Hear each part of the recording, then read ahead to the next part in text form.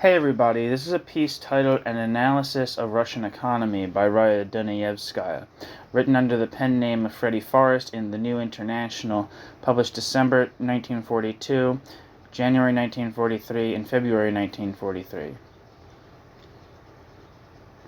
The New International, December 1942. 1. The Approach. In the study of Russian industrialization 1928 to 41, a period encompassing the first and second five-year plans and that part of the third plan which preceded the present war, my fundamental purpose is to analyze the direction in which Russian economy has proceeded during that period. Is the direction of its growth the preponderance of means of production over means of consumption, the high organic composition of capital, and the rapid deterioration of the living standards of the masses merely an accidental tendency, or is it the inevitable consequence of the law of motion of its economy? First of all, it is necessary to analyze the progress of Russian economy during the entire period covered by this study. I am not concerned primarily, however, with a mere statistical measurement of this development, because the degree to which the goals established under the plans were or were not achieved have no direct relevance to my thesis, but so extravagant has been the publicity which the proponents of the Soviet have given these data that the view is widely held that the allegedly phenomenal rate of industrial growth in Russia is the criterion of a unique form of economy. Therefore, in order to clear the decks for a basic approach to the subject, it is necessary to deal with this contention.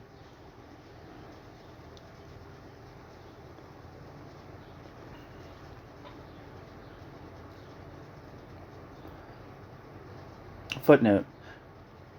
Dunayevskaya preferred the name, quote, Russia rather than, quote, USSR, Union of Soviet Socialist Republics, because in Dunayevskaya's view it was neither socialist nor run by actual Soviets and was dominated by Russia. Editor. End footnote. Russian economists refer to the purported 650% increase in the value of all industrial production from 1928 to 1938 as a phenomenon that could not be surpassed or even matched except under socialism. They point with pride to that record so as one far exceeding the accomplishments of the great capitalist nations in their balmiest days. The highest increase of industrial production in England was 29% for the decade of 1860 to 1870, and for the United States it was 120% for the decade 1880 to 1890. It should be obvious, however, that the rate of economic development of a nation inevitably depends upon a number of circumstances. 1. The level worldwide technological development when the nation embarks on industrialization. Russia in 1928 need not await the tedious process of discovery and invention as did other nations at the dawn of the Industrial Revolution, but could draw upon the accumulation of centuries of industrial capitalism. 2. The extent of the natural resources available to the nation. Russia, one of the most favored of all lands and natural resources, containing in its borders all the essential materials of industry, is at a decided advantage compared to the nations less well favored by nature, as for example Japan. 3. The base from which the achievements are calculated. Clearly it is easier to attain an annual rate of increase of 100% when the base is 1 automobile or 50 than when it is 1 million or 50 million. Furthermore, the sheer bulk of capital goods in an advanced industrial society impedes the rate of technological progress because of the enormous expense and difficulty of replacing obsolete equipment. 4. And the measure of control which may be exerted over the component parts of the economy. Russian statisticians and the Russian statisticians' apologists have a, quote, preferred, end quote, method of proving Russia's unprecedented rate of development. Russia's statisticians and their apologists use as their base the year 1929, on one hand, the year of world prosperity preceding the Depression, and on the other, the first year of the five-year plan, when the Soviet Union had just regained the pre-war levels of production. Thus they more easily can show a sharp upward trend in Russian production and an equally sharp decline in world production. Presumably it was because Japan was not among the highest industrialized nations that Russian statisticians, who so impartially compared the Russian growth to the growth of the advanced nations of the capitalist world, did not include, quote, feudal, end quote, Japan in their comparisons. We must, however, pause here and note that not only that not only, quote, socialist, end quote, Russia, but also, quote, feudal, end quote, Japan showed a tremendous rate of growth during that period. If we take a comparable period of development, say 1932 to 1937, we find that the total value of the output of Soviet heavy industry was 23.2 billion rubles in 1932 and 55.2 billion rubles in 1937, the value at the end of the second five-year plan thus being 238% of that in 1932. Japan, also passing to a more rationalized economy, had an index of 97.9 for heavy industry in 1932 and 170.8 in 1937, or 176% of the 1932 figure. Moreover, Japan, poor in materials of industry, was compelled to travel long distances to import 85% of Japan's iron ore and 90% of Japan's crude oil, and was far short of being self-sustaining in copper, lead, zinc, tin, and other essential industrial materials. Furthermore, were we to take Japan's high point of industrialization, August 1940, as the criterion, we would see that Japan had achieved a 253.5% growth in the means of production as compared to the index of 1931 to 33. Such a comparison then robs much from the contention that the rate of growth in Russia is either completely unprecedented or evidence of, quote, socialism, end quote.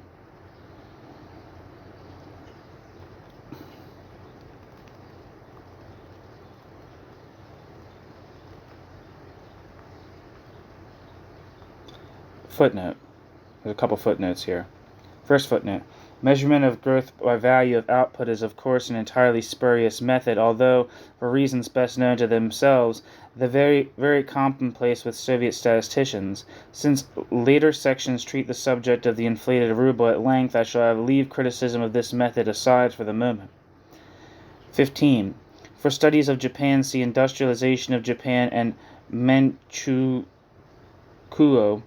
1930 to 1940, by Schumpeter, Alan Gordon, and Penrose. The Economic Strength of Japan, by Yoshi Asahi, and Industrialization of the Western Pacific, by Kate L. Mitchell, 1942. Another footnote. Colin Clark, a bourgeois economist sympathetic to the Soviet Union, estimates that the most rapid advance in economic progress from the turn of the century to 1940 was made by Japan. See his Conditions of Economic Progress, published 1940, end footnote. In and by itself, the rate of economic growth in Soviet Russia as compared with rates of economic growth under other forms of economy is not of definite importance. To a Marxist, the criterion of transcendent importance in investigating the nature of an economy is the intrinsic law of motion of the economy. With that criterion as our guide, let us review the achievements of Soviet industrialization. Section 2. A statistical abstract of the USSR.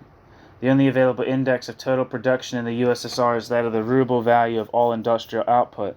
Although the value of the ruble is fixed by the Soviet State Bank at 19 cents, a dollar equals 5 rubles and 30 kopecks. It is utterly useless as an index of production or purchasing power in the internal economy. See section on turnover tax in next installment. Neither has it any value on the international market.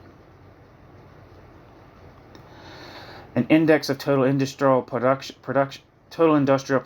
which carefully weighs each element in the economy in order to arrive at a statistically valid index of the volume of production, has never been prepared by the Russian economists. This task, never easy under ordinary circumstances, is especially difficult in the case of Soviet statistics, which are concealed or perverted to prove the correctness of the, quote, general line, end quote. Under these circumstances, the best available gauge is that of comparing physical output of selected sections of both heavy and light industry as well as agricultural production against a background of statistics on population and national income. Below is an abstract of the USSR prepared by me to illustrate this course of development of the whole economy from Tsarist times through 1940. Figures for the year 1922 have been included in order to show the accelerated pace of the growth of production from the year of ruin following the end of counter-revolution and famine to the eve of the first five-year plan. All data are from official state documents, and the original Russian 1913, 1922, and 1928 figures from Gosplan State Planning Commission for the Development of the National Economy of the USSR, the 5-year plan. 1932 and 1937 figures from the Gosplan results of respective plans. 1940 figures from reports to the 18th Conference of the Russian Communist Party, appearing in Pravda, February 18th to the 21st, 1941.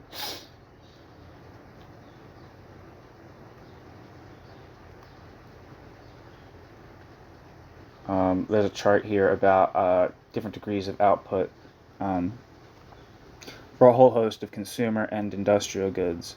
I'm not going to be reading this because I'm sure what is important is going to be explained in the following paragraph, and if not, then I guess we're all shit out of luck.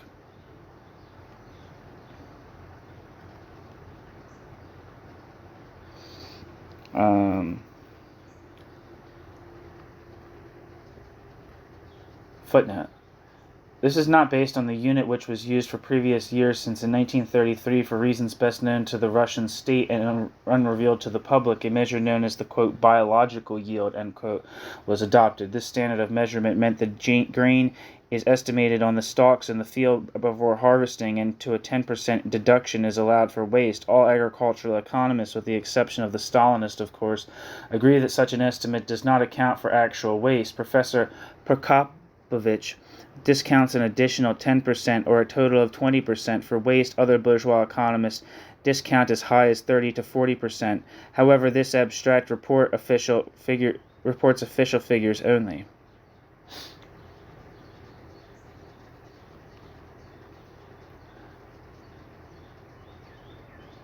Another footnote. 1930 census was destroyed and data were not made available to the public.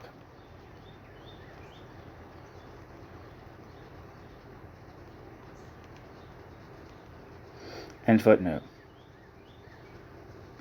There is one factor in the development of the Russian economy, a most essential effect of its evolution, to be considered, and which the abstract did not deal with: the relationship between the production of means of production and the production of means of consumption. Since it is purely for the purpose of contrast, and the same basis is used in both instances, the estimates may be made in terms of rubles. The value of gross industrial production in rubles, billions of rubles, fixed 1926 to 27 prices, reveals the following proportional development between the means of production group A to the means of consumption group B since the initiation of the first 5-year plan. And there's another graph here that I'm not going to read. Here we note a phenomenon characteristic of the whole of contemporary world: the preponderance of the means of production over means of consumption. There's some footnotes here. Footnote 1. Actually, there's just one footnote. Footnote. Russian statistics lump workers and employees in one category, or when Russian statistics separate workers and employees into two categories, they lump rural and urban workers in one category and rural and urban employees in another. The above figure represents urban workers and employees.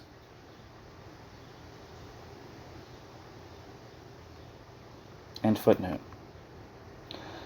Was the manner in which the economy developed bureaucratically desired? Was a different course open to it? In order to be able to answer these questions and fully to understand the abstract, it is necessary to analyze the data in the abstract not so much from the point of view of mere voluntaristic increase, but again from the perspective of the law of motion of the economy.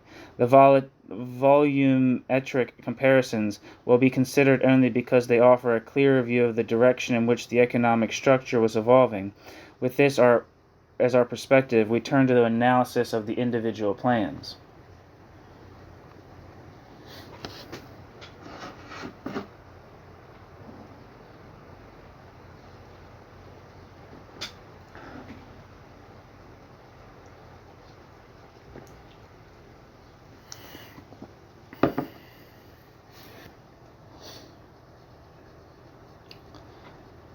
New section, Section 3, Plans and Accomplishments, Subsection 1, First 5-year Plan, 1928 to 1932. The Goss plan brazenly proclaimed, whilst a famine was raging in the country, that the first 5-year plan was 93.7% filled, just that precisely 93.7%. That much publicized figure was based upon the value, and not upon the volume of production, and furthermore was derived in the following manner. 1. By using the worthless standard of the inflated ruble to measure the value of industrial output, and 2.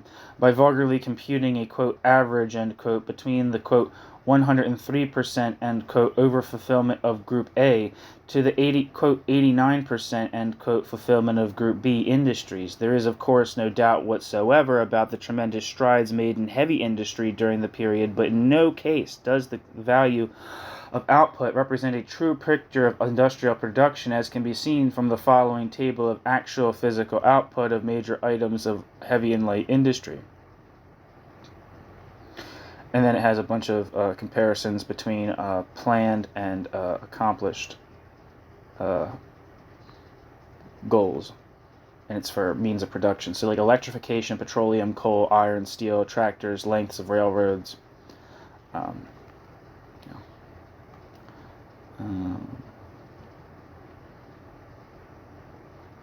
Footnote. 1928 figures, Goss Plan, State Planning Commission for the Development of the National Economy, 1930. 1932 figures, Goss Plan, results of the first 5-year plan, 1933, both in Russian. The results are also published in English. And then there's a chart for various means of consumption versus the planned versus accomplished output, which is like cotton materials, woolens, linen, paper, sugar, leather, footwear, rubbers,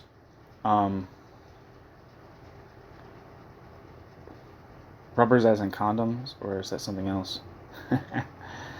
Where am I?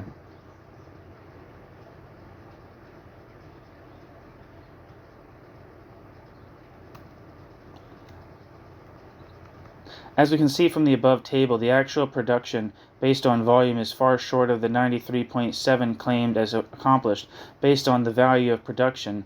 Even the percentages of accomplishment in the above table, however, are an overestimate, because although we have changed the basis from value to physical output, we still have retained the Soviet method of including the level of past production as part of the present accomplishment.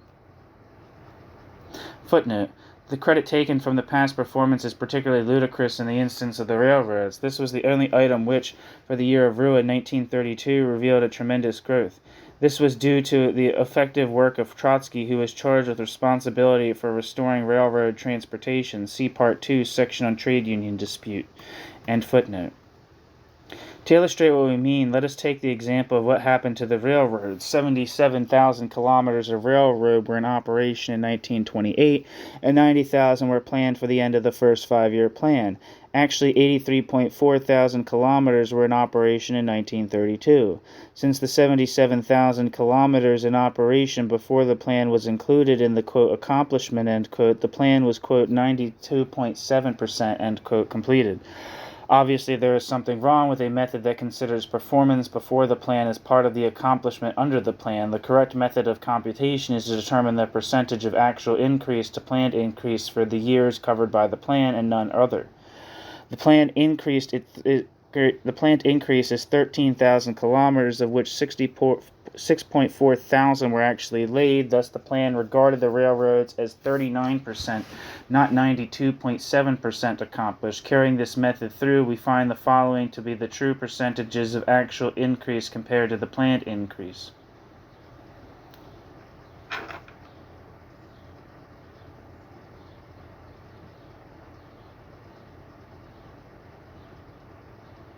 Footnote.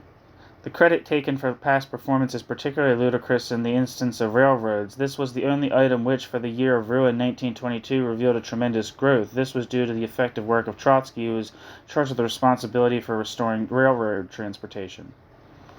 End footnote.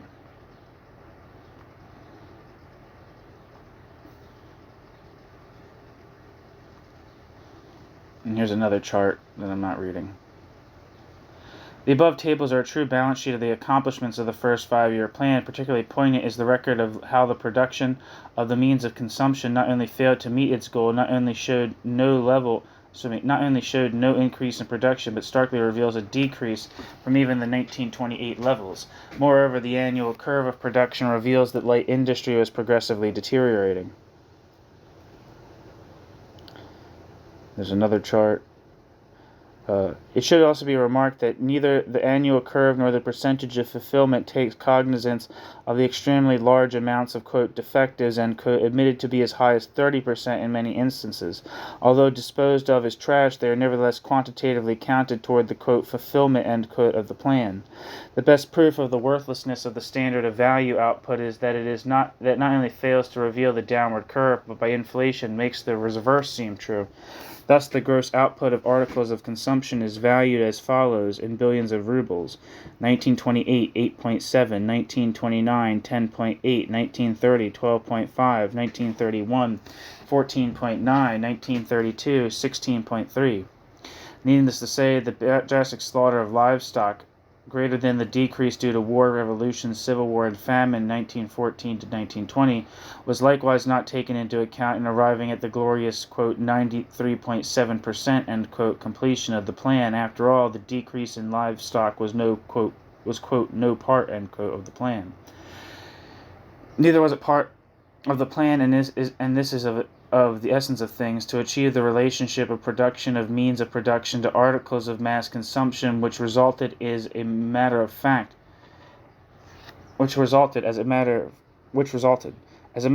the bureaucracy had planned an increase in production of articles of mass consumption. However, the manner in which heavy industry develops forced a different course upon the economy. For instance, 44.4 billion rubles was planned as capital investment in the production of means of consumption.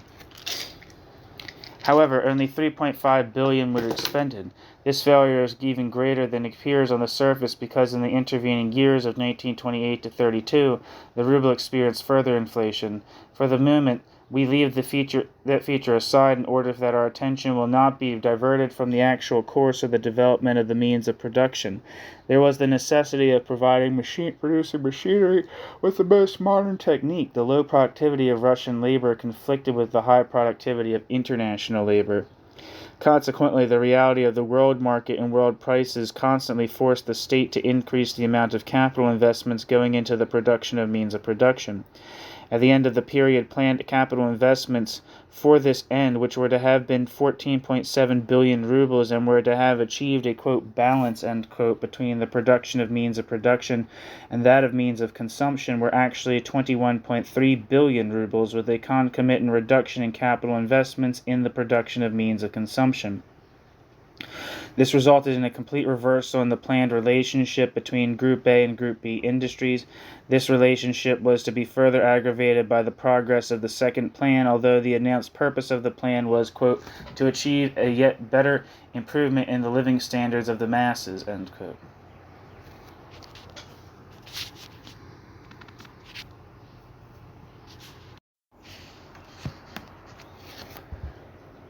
New section, the second five-year plan, 1932 to 37.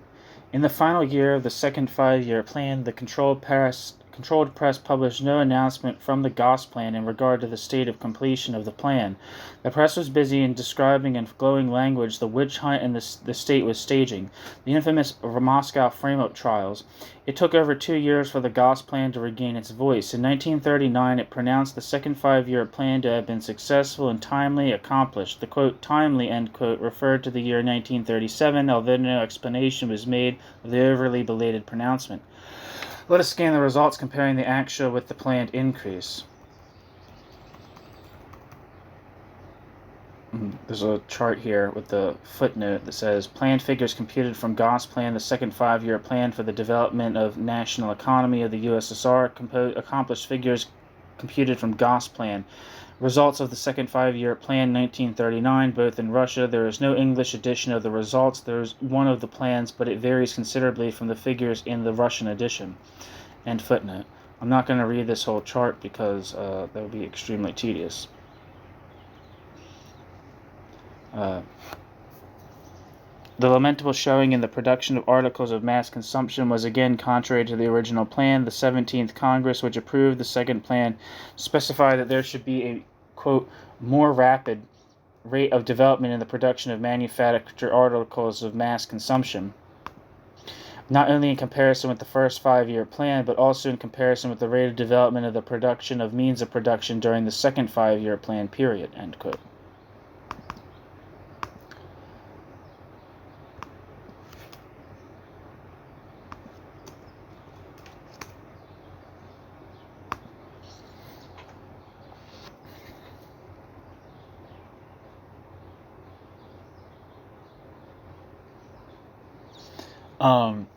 On the 17th Congress of the All-Union Communist Party, it says, Wikipedia says, during the elections to the 17th Central Committee, Stalin received a significant number, over 100, although the precise number is unknown, of negative votes, whereas only 3 delegates crossed out the name of the popular Leningrad party boss, Sergei Kirov. The results were subsequently covered up on Stalin's orders, and it was officially reported that Stalin also received only 3 negative votes.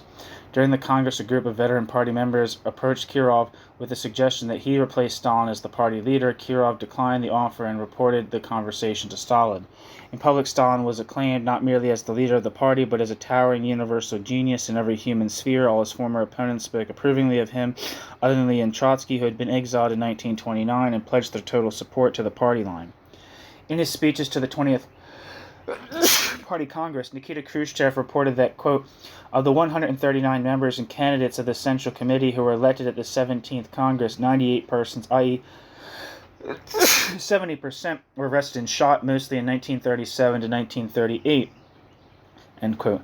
In addition, Khrushchev said that quote, of the 1,966 delegates, bracket, to the 17th Congress, end bracket, either voting or advisory rights, 1,108 persons were arrested on charges of anti-revolutionary crimes, i.e. decidedly more than a majority, end quote.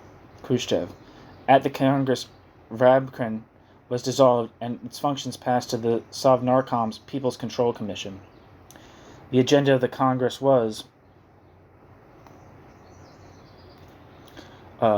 reports by Stalin, Central Committee of the All-Union Communist Party Bolsheviks, Vladimir Mirsky, Central Revision Committee, Rudzatak, and Manulilsky. 2. Second 5-year plan, speakers Molotov and Kubyshev. 3. Organizational issues, party and Soviet construction, speaker Kaganovich. 4. Elections to the central organs of the party. Aftermath.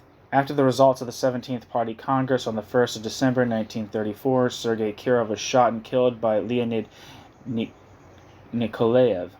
The assassination of Sergei Kirov following the Congress would be a bellwether for the Great Purge of 1937 to 1938.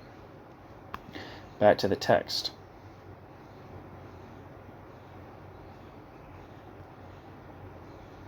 However, the high organic composition of capital on a world scale imposed this law of motion on the Russian economy. Even the more rapid development of the means of production at the expense of the means of consumption did not gain for the Soviet Union an illustrious place in a setting of the production of the advanced capitalist countries. There's another chart, and there's some footnotes. That the bureaucracy became the wiser because of this, quote, imposition, end quote, will be seen in the section on, quote, ending depersonalization and creating Stakhanovism, end quote. And another footnote that says, tabled by Molotov, chairman of the People's Commissars, in speech to the 18th Congress, Russian Communist Party, March 1939, with the exception of starred figure, which is from Problems of Economics, number 3/39 in Russian. End footnote. As we see from the above table, the Soviet Union at the end of the second 5-year plan, quote, when the first phase of communism, socialism, was irrevocably established, end quote, had not only not outdistanced, but was a long way from, quote, catching up, end quote, with the capitalist world, and compares not too favorably with, quote, feudal, end quote, Japan. It was in the year 1939, after the results of the second-year plan were first published, when the third 5-year plan was officially approved and had supposedly been in operation for over a year, that Molotov quote, suddenly remembered that it was not so much the rate of growth or even the volume of output as the per capita production that defined the real state of development of a national economy. In presenting the third five-year plan, Molotov stated, quote, people here and there forgot economically, that is, from the point of view of the volume of industrial output per capita of the population, we are still behind some capitalist countries, ... Socialism has been built in the USSR, but only in the main. We still have a very great deal to do before the USSR is properly supplied with all that is necessary. Before we raise our country economically as well as technically to the level not only as high as that of the foremost capitalist countries, but considerably higher, end quote. Molotov. Thus the slogan of the first five-year plan, quote, to catch up with and outdistance the capitalist lands, end quote, still remained as the task of the third plan.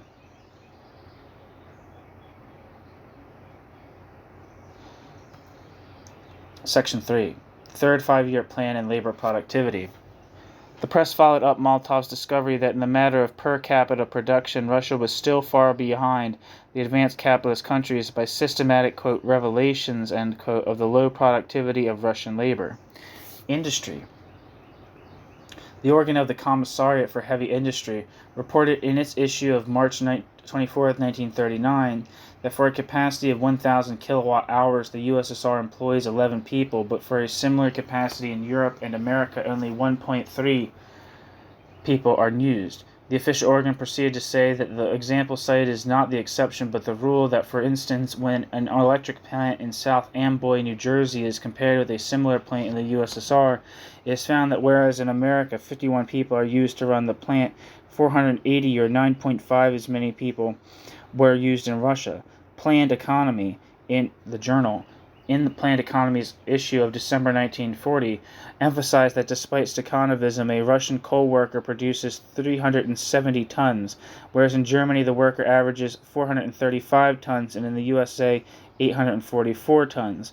Likewise, whereas production in a U.S. coal mine is 3 times as great as that in a comparable Russian mine, the latter uses 11 times as many technicians, twice as many workers, 3 times as many office workers, and 12 times as large a supervisory staff. The official organ of the State Planning Commission concludes that Russian labor productivity amounts to only 40.5% of American labor productivity. Exclamation point. Despite high mechanization, labor productivity on the agricultural front shines no brighter. The January 1941 issue of Problems of Economy, issued by the Academy of Sciences and Institute of Economy, carried an article on labor productivity in agriculture in the USSR and the USSA, which included the following table. The table is titled, Number of times the productivity of agricultural labor in the USA exceeds that of the Russian kolkhoz. I'm not going to read the whole chart. In 1937, the article continues to sum up. The per capita value output of the Russian worker was $166, or only 1/7 of the value output in the USA. The previous attempts to relate labor productivity to per capita production had resulted in an article in Planned Economy, the Journal, for October 1940, which included the following table, which is titled Relationship of Industrial Level in the Development of Russia and Capitalist Countries, Per Capita Production in Russia in Percentages as compared to the USA and Germany. I'm not going to read the chart. The above official table reveals that instead of being in the position of one of the most economically advanced countries, Russia is still a backward country industrially. Russia is still a backward country industrially. It is interesting to note that for the period 1929 to 40, when in Russia, Group B industries, means of consumption fell from 55.6% to 39% of total production, while Group A industries, means of production, increased from 44.4% of total production to 61%. Japan's heavy industry likewise increased from 33.7% of total production in 1929 to 61.8% in 1939, while light industry declined from 55% to 38.2% of the total economy. The fact that is of most importance is that, despite the comparative backwardness of both Russia and Japan, both countries reflect the high organic composition of capital characteristic of all important industrially developed countries. The Russian rulers were neither blind to this development nor undecided about which road they would follow in order to expand their interests. Listen to the chairman of the State Planning Commission, Voznesensky. Quote, the plan for 1941 provides a 12% increase in the productivity of labor and a 6.5% increase in wages per worker. This proportion between the increase in labor productivity and average wages furnishes a basis for lowering production costs and increasing socialist accumulation, and constitutes the most important condition for the realization of a high rate of extended socialist reproduction. We have followed the direction of Russian industrialization and arrived at, quote, socialist accumulation, end quote. Voznesensky hid nothing from us when he mapped the main road for achieving, quote, socialist reproduction, end quote. Besides the chief source of life, the relationship of wages to labor productivity, more commonly known as exploitation, quote, socialist accumulation, end quote, grew fat on other fare. Let us discover what kind of manna that was, for it will help us considerably in understanding Russia's economic structure. Okay, so that's part one of the article. It continues. It continues in another installment. The New International, January 1943. Quote, socialist accumulation, end quote. Upon what meat hath this our Caesar fed, that he has grown so great? End quote. Shakespeare, Julius Caesar. The manner of swelling the state treasury appeared in an innocent enough guise. On the 5th of December 1929, the Central Committee of the RCP passed the following resolution, quote, to instruct the People's Commissariat of Finance and Supreme Council of National Economy to draw up a system of taxation in government enterprises on the principle of a single tax on profits, end quote. Footnote. Along with all other original documents, the Bill of Goods was passed on to the Webbs at face value, with the result that in their 1,100 pages on Soviet communism, the Webbs find room for but one sentence on the tax, reading, quote, the principal tax is a tax on the output or turnover of all industrial enterprises of any magnitude which are now all state-owned, end quote. How the state budget can keep on expanding from taxing its own state-owned enterprises instead of the, quote, non-state-owned, end quote, masses, the Webbs fail to explain.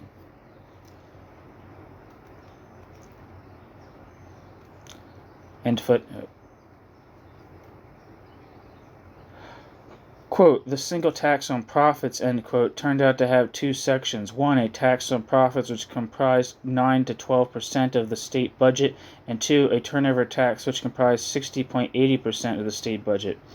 It is the latter which is crucial, sufficient to finance all industrialization and militarization. Let us examine it in detail.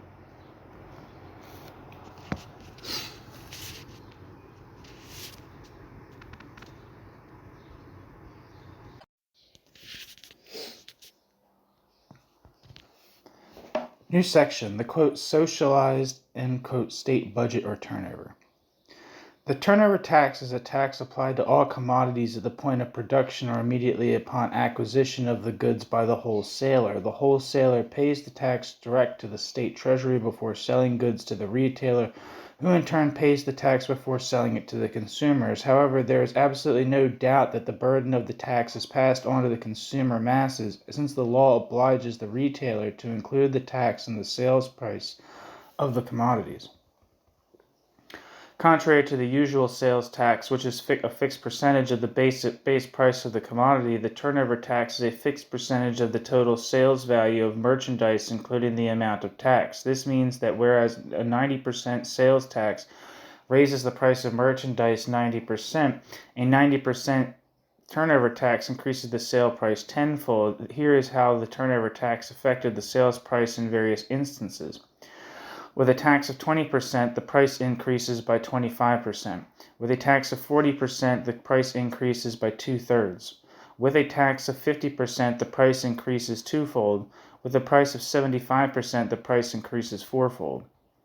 To get the full significance of the turnover tax as contrasted with an ordinary sales tax, we need to consider how the turnover tax affects a single commodity. Let us take bread, the staff of life of the masses, upon which the tax is 75%. This means that the proletarian, in paying a ruble for his kilo of black bread, pays 25 kopecks for the actual cost of the bread, including production, distribution, transportation, and delivery, and 75 kopecks of that ruble goes to the state as turnover tax.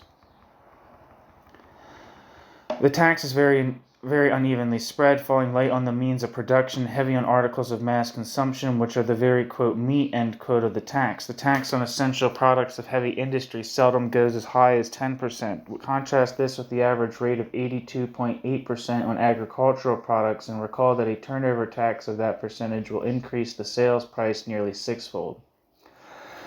On food industries, the average rate of turnover is 50% and doubtless the cost to the masses. And doubles the cost to the masses, and on spirits the rate of tax is 82.1%! The tax on light industry is 20.3%. If we once again take individual commodities, the disparity is even more shocking. The tax on coal is 0.05% and on machinery 1%, but on textiles it is 25%, thus increasing the cost of clothing by 1/3. Moreover, the tax on light industry is not without its fine discriminations. While women of the, quote, intelligentsia are taxed 68% for their perfume, the peasant woman is taxed 88% for her kerosene. The Stakhanovite pays 21 to 37% of the price of her silk garment in the form of turnover tax, but the working class woman pays a tax of 48% on her calico.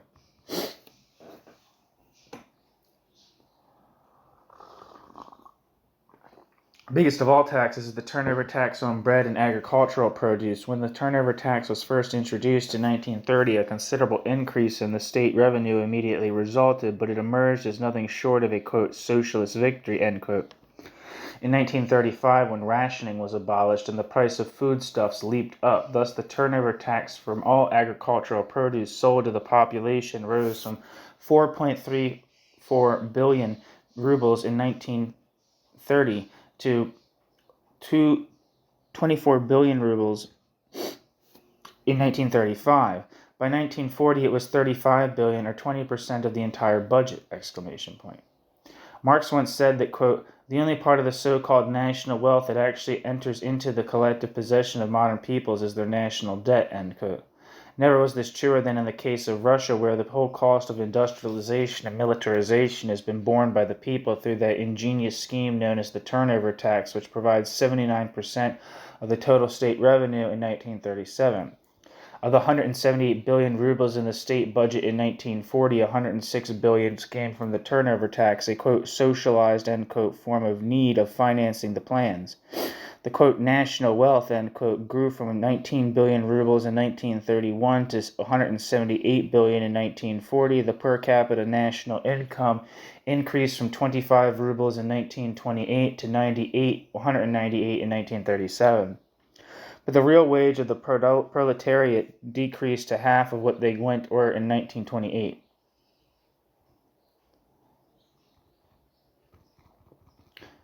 New section. Fight for profit, or the modus operandi of a Soviet undertaking. On June 30th, 1935, Izvestia proclaimed, quote, ahead of us are the struggles for profit, for elimination of subsidies, end quote. Thereafter, steps were taken to create a private incentive for making a profit and achieving industry's capacity to avoid complete state subsidization. By April 19, 1936, a decree established what was known as a, quote, director's fund, to be at the disposal of the management and to provide for paying premiums to the administrative staff and workers. It is a secret to no one that these funds are used mainly as premiums for directors and Stakhanovites and not for rank-and-file workers. This fund is made up of 4% of the, quote, planned profits, end quote, plus 50% of profits achieved by the enterprise in excess of those planned for it by the state. But how are profits planned, and how is it possible to have, besides, quote, surplus, end quote, profits? We can find the answer if we examine the modus operandi of the Soviet enterprise. A 5-year plan or an annual plan is elaborated which allows for a planned profit to accrue to each enterprise. The price of commodities, as we have seen in the section of the turnover tax, are paid considerably above the cost of production, and the cost of production is measured by the cost of labor, power, and raw materials, and by the depreciation of fixed capital, which includes amortization charges. The planned profit is likewise included as part of the, quote, cost of production, end quote. Each individual undertaking has his considerable discretion in the manner of executing the plan. For instance, the management can make profits over and above those, quote, planned, end quote, for it by economizing on the cost of labor. The minimum wage law, and that has been in effect since 1937, the management has to obey, but the minimum is low enough, 110 to 115 rubles a month, and between that and the highest wage, 2,000 rubles monthly. There is sufficient room for maneuvering. When the first 5-year plan was launched, capital expenditures came wholly out of the national budget. There was then an automaticity in granting credits to all Soviet enterprises. However, since 1930, by the Credit Reform Act and subsequent banking legislation in 1931, particularly the Act of June 25, 1931, automatic credits to industrial and commercial enterprises were stopped. There was, footnote, see Soviet Money and Finance by L.E. Hubbard and Bank Credit and Money in Soviet Russia by A.Z. Arnold. The latter is evidently a Stalinist, but if the rationalization is thrown out, the banking legislation is there in full. In Russian, the legislation, as well as all decrees mentioned in this article, can be found in Compendium of Laws 1929 to 40. Also, the daily press generally carries decrees the day after enacted. End footnote.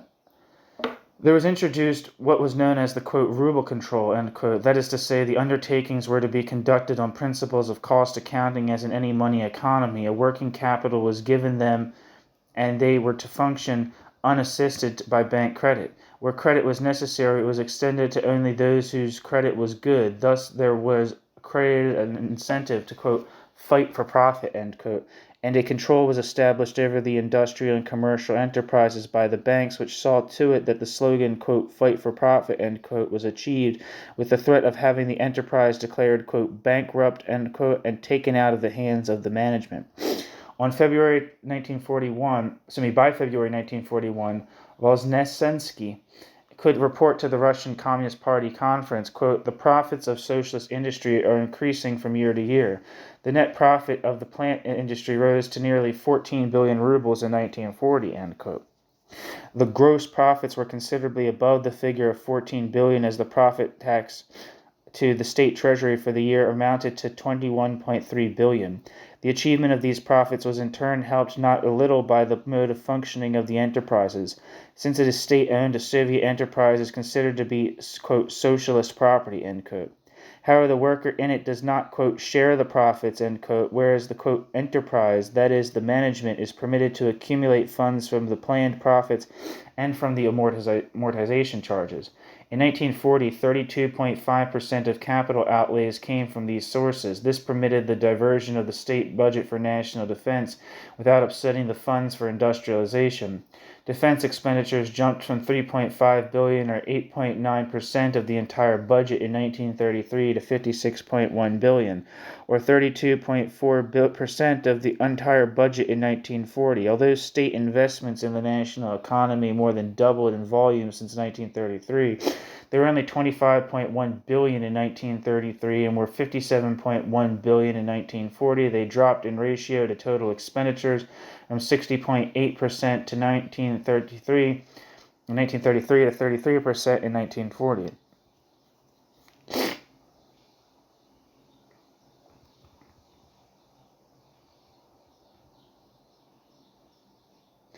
Not only have the industrial enterprises achieved this miraculous, quote, elimination of subsidies, end quote, and not only do the individual members of the management of the enterprises receive a salary considerably above the 110 minimum rubles, but the managers are able to take up their 2,000 rubles monthly salary by various means. It is Grigory Malenkov, the secretary of the Russian Communist Party, who reveals one of these methods to the 18th Party Conference, which had been told so much of, quote, socialist accumulation, end quote. Malenkov relegates the following incident Melenkov relates the following incident. The Middle Ural copper mills in the Sverdlovsk region sold plumbing material to the non-ferrous metal supply trust for 100,000 rubles and had them carted to the trust. The responsible agent, who did not know about this transaction but saw the materials when he visited the trust, bought these materials for 111,000 rubles and had them carted back to his own plant. Malenkov remarks after he waits the peals of laughter from his audience, quote, "Since it is the state treasury that bears the expense of such twofold transactions, the director and the responsible agent must have gotten a bonus, one for making such a smart sale and the other for such a smart purchase," end quote. After the laughter subsides, he adds that this was the reason for promulgating the decree of February 10, 1941, forbidding the sale and or exchange of machinery materials. And we might add in a serious vein that this is only one more reason why it is difficult to estimate the exact income of a factory director.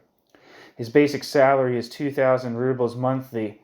His basic salary of 2,000 rubles monthly is merely the first contrast to the 110 to 115 rubles monthly minimum salary of the factory worker. Before the former is swollen by bonuses, premiums, exemptions from income tax, once he has succeeded in obtaining the title, quote, hero of labor, end quote. That title can be gained not only when fulfilling the plan, by having the factory show a profit, but also when one, quote, proves, end quote, his particular tasks have been accomplished, quote, honorably, end quote, although the factory he manages has not fulfilled the plan.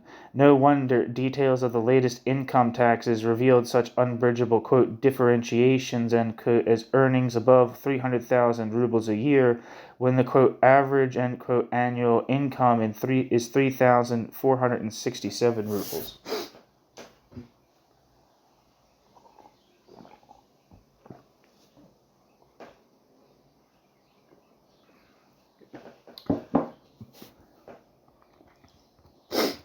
New section.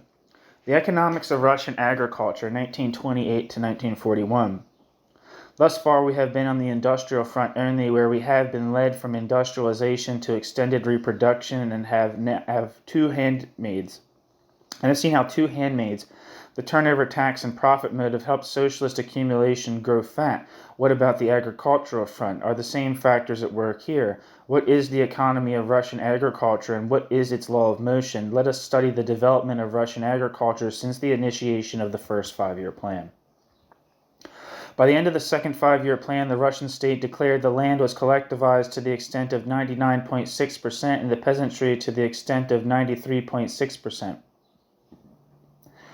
Socialism was indeed, quote, irrevocably established, end quote. Percentages and labels, however, are deceiving, as we shall see when we analyze the economy prevalent on these collectivized farms, kolkhozy, and amidst the collectivized peasantry, kolkhozniki. The Russian state would have us believe that the millions transported to the far northern territories during the execution of the first 5-year plan had indeed liquidated the kulak, quote, as a class, end quote. It may be possible that the newly created hothouse fashion, Lubyanka method, kolkhozniki,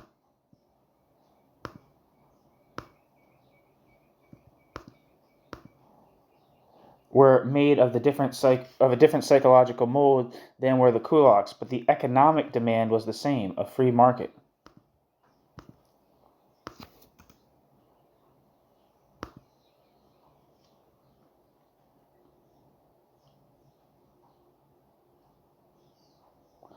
Wikipedia says Lubyanka is the popular name for the building which contains the headquarters of the FSB, Federal Security Office Services of the Russian Federation, which is the successor of the KGB, on Lubyanka Square in the Meshchansky district of Moscow, Russia.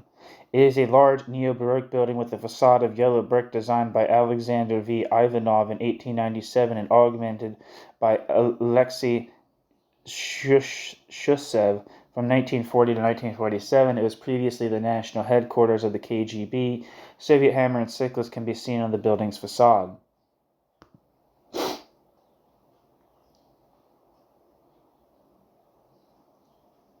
Back to the text. The demand was granted them in 1932. In 1935, the permanent usufruct of the land was likewise bestowed upon them.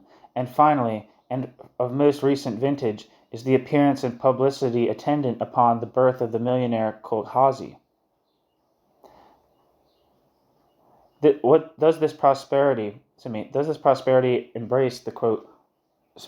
Does this prosperity embrace the whole quote socialist agricultural front? End quote.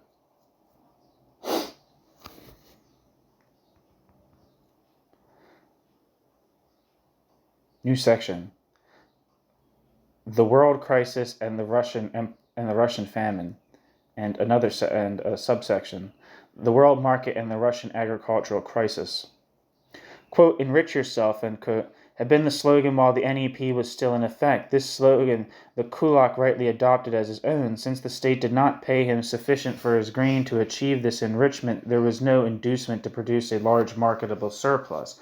80% of the grain output in 1927 was consumed by the peasantry, and only 20% was left to feed the urban population.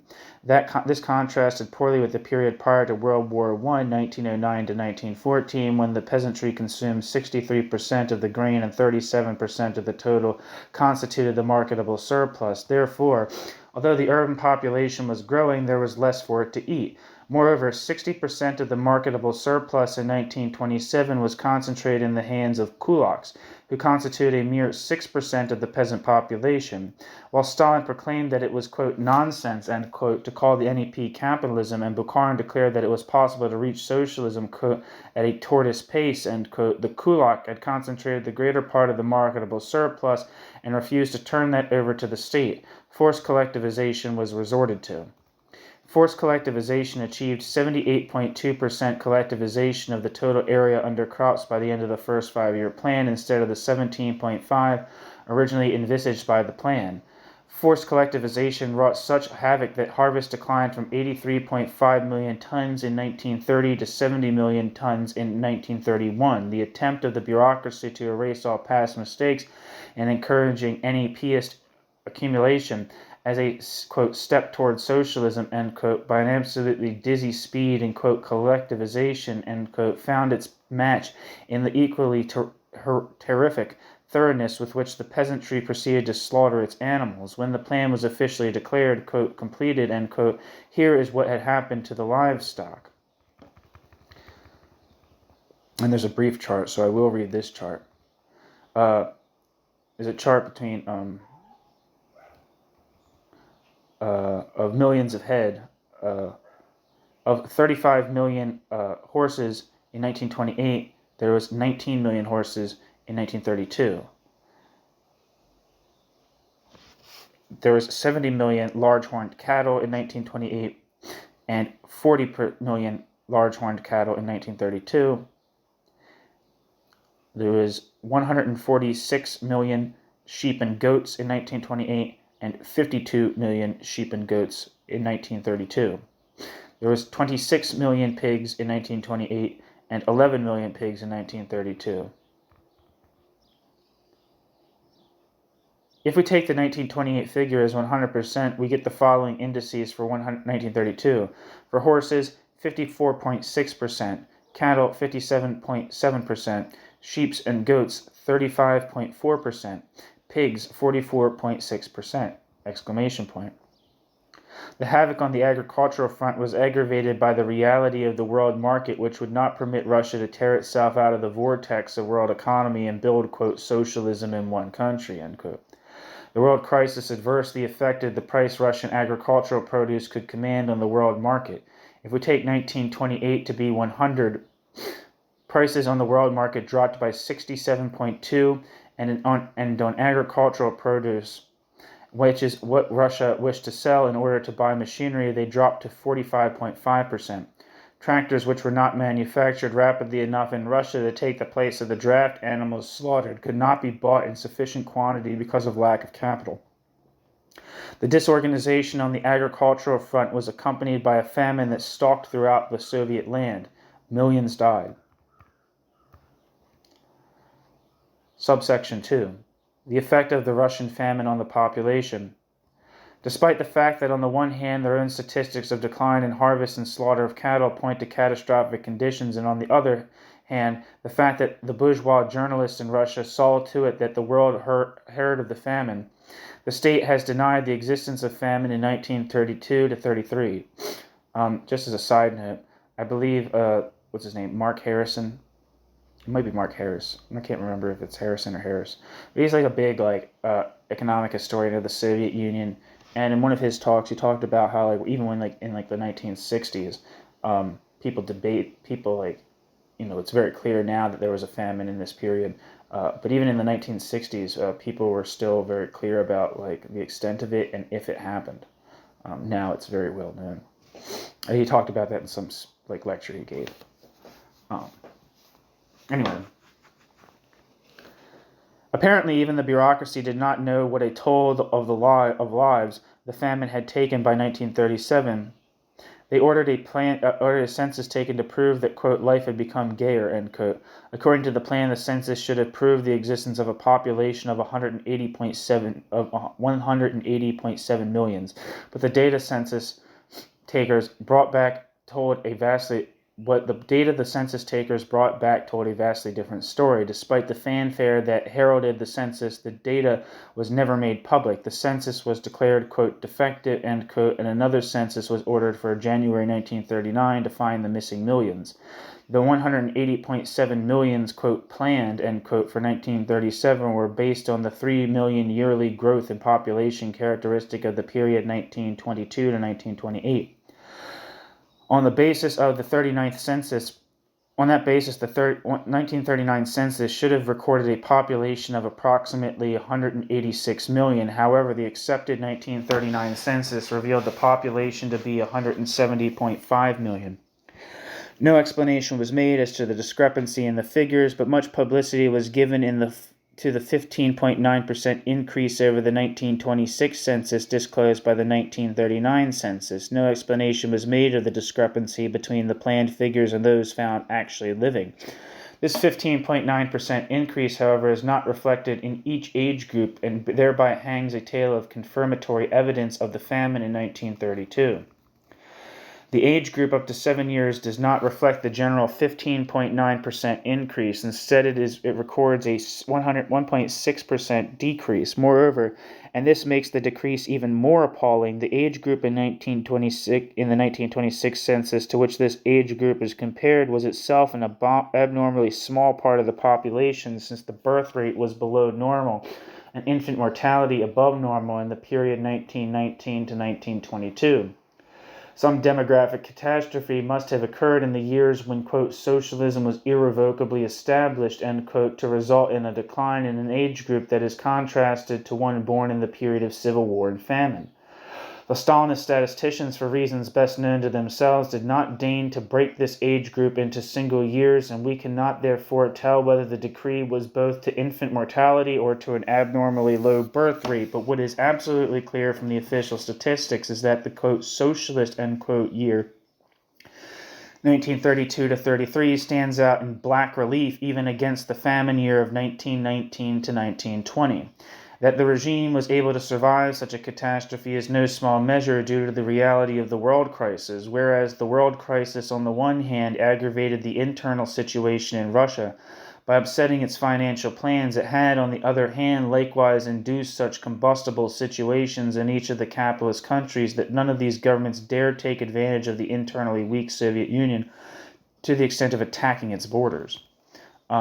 As a side note, I think one of the also major distinctions about this period of famine is that whereas in the early 20s, the Soviet Union was open about the fact that there was a famine and appealed to world aid in this period with the total establishment of socialism, as supposedly they did not.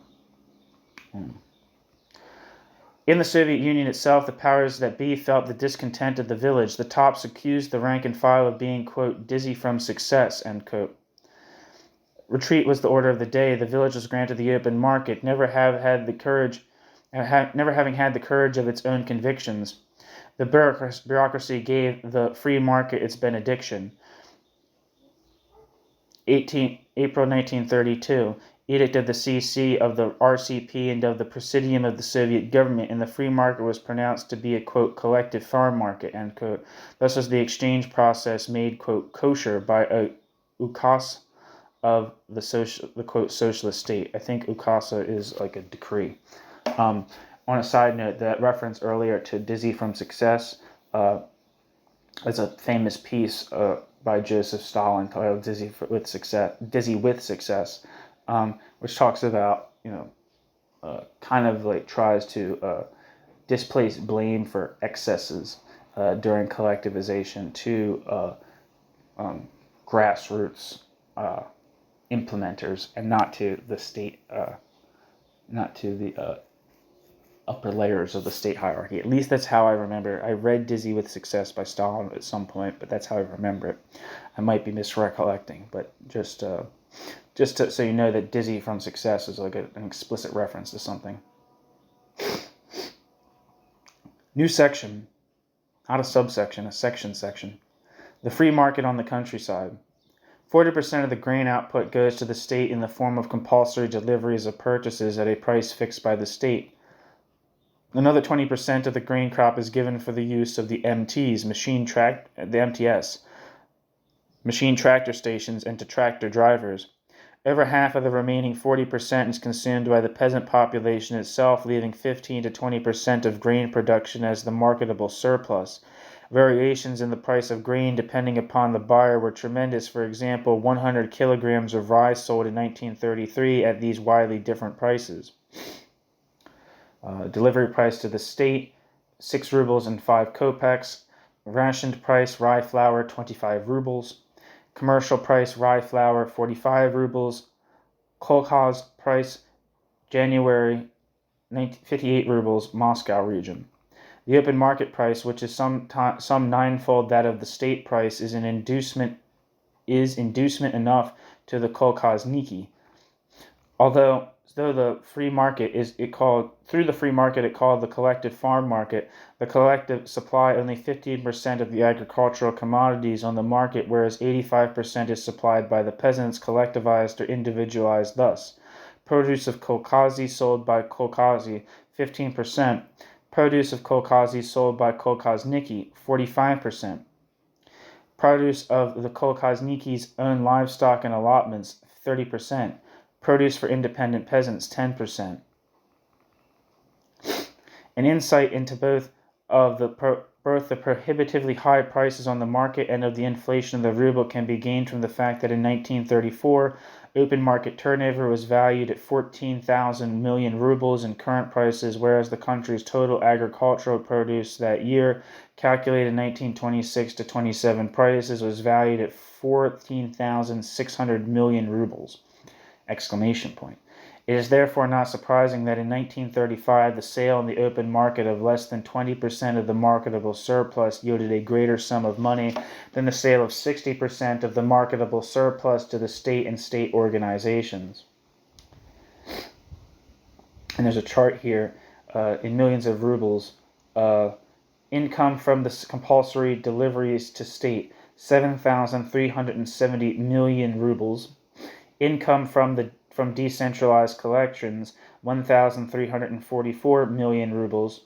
Income from open market sales, 10,783 million of rubles.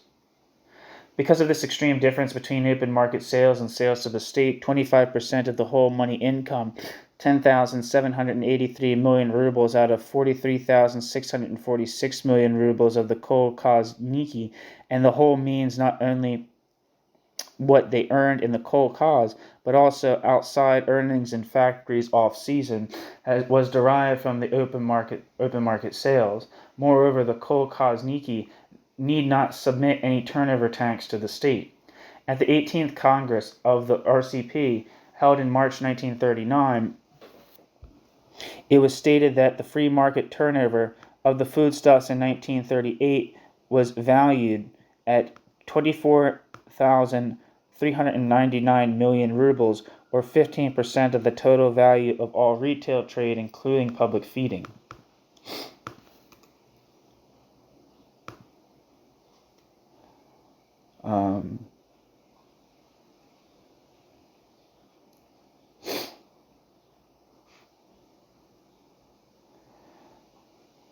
The 18th Congress of the Russian, according to Wikipedia, the 18th Congress of the Russian Communist Party Bolsheviks was held during the 10th to 21st of March 1939 in Moscow. It elected the 18th Central Committee. This is the first Congress to be dominated by the, quote, purified, end quote, leadership of the Soviet Union after the Great Purge. This would be the last one held for over a decade. In the report of the work of the 17th Central Committee of the Communist Party, Stalin outlined important aspects of the foreign policy of the USSR, particularly its disappointment with the Western democracies and their failure to adopt the policy of collective security advocated by Soviet Foreign Minister Maxim Litvinov. Shortly after this, Stalin dismissed Litvinov and appointed Vyacheslav Molotov, a move that led to the Molotov-Ribbentrop Pact and a temporary understanding with Nazi Germany. Agenda of the Congress. Stalin, report of the Central Committee of the All-Union Communist Party. Mikhail Fedorovich Vladimirsky, report of the Central Revision Committee. 3. Dmitry Zakharovich Manuilsky, report of the All-Union Communist Party Bolshevik delegation to the Executive Committee of the Communist International. Vyacheslav Mikhailovich Molotov, report of the third five-year plan for the development of the national economy of the USSR. 5. Andrei Alexandrovich Zhdanov, changes in the statutes of the All-Union Communist Party. 6. Election of the commission in charge of changes in the All-Union Communist Party. 7. All-Union Communist Party program. 7. Election to the central organs of the party. Decisions of the Congress. The report of the Central Committee of the All-Union Communist Party Bolsheviks consisted of an analysis of the internal and international situation of the country as well as its future development perspectives. The Congress took note of the now prevailing socialist mode of production and considered socialism in the USSR to be largely built, while in its view the country was already sailing towards a new step of development, i.e. the completion of the socialist society. A new goal was set to catch and get ahead of the most developed capitalistic states. Wasn't that already a goal? The report also tackled theoretical questions regarding the stages of development and functions of the socialist state and viewed as erroneous the idea that the state would be soon extinct. The Congress sanctioned the new party statute, which was supposed to reflect changes in the class structure of the Soviet society. A unified set of conditions for entry in the All-Union Communist Party Bolsheviks was implemented, as well as 1-year probation period. An exception was made for former members of other parties to which these conditions would not apply. The division into separate categories depending on each individual's social class origin was abolished. Articles defining new rights for the party members were also added. The Congress also confirmed the third five-year plan for the development of the Soviet economy. Back to the text.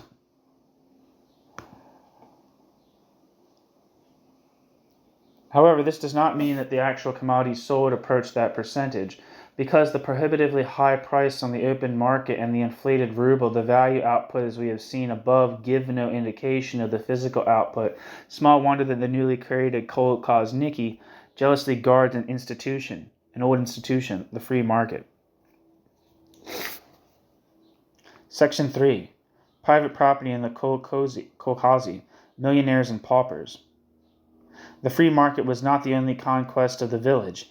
In 1935, the kolkhozy were granted the permanent use of the land, and the kolkhozniki the following private property rights: their dwelling, 1/2 to 2.5 acres of land depending upon the region, and the following livestock: 1 cow, 2 calves, 1 sow and its litter, up to 10 sheep or goats, unlimited poultry and rabbits, and up to 10 beehives. The slogan for industry, quote, fight for profit, end quote, had its parallel in the countryside, quote, make all kolkhozniki prosperous, end quote.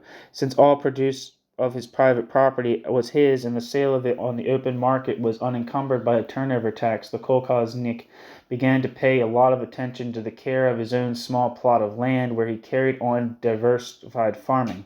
Planned Economy in its December, the journal, in its December 1938 issue, carries a report which reveals that the kolkhozniki spend 30 to 45% of their time on their own homesteads, while the women spend most of their time on their own plot. The reports to the 18th Conference in February 1941, related the fact that farming on their own homesteads, quote, overshadowed farming in the collective, end quote.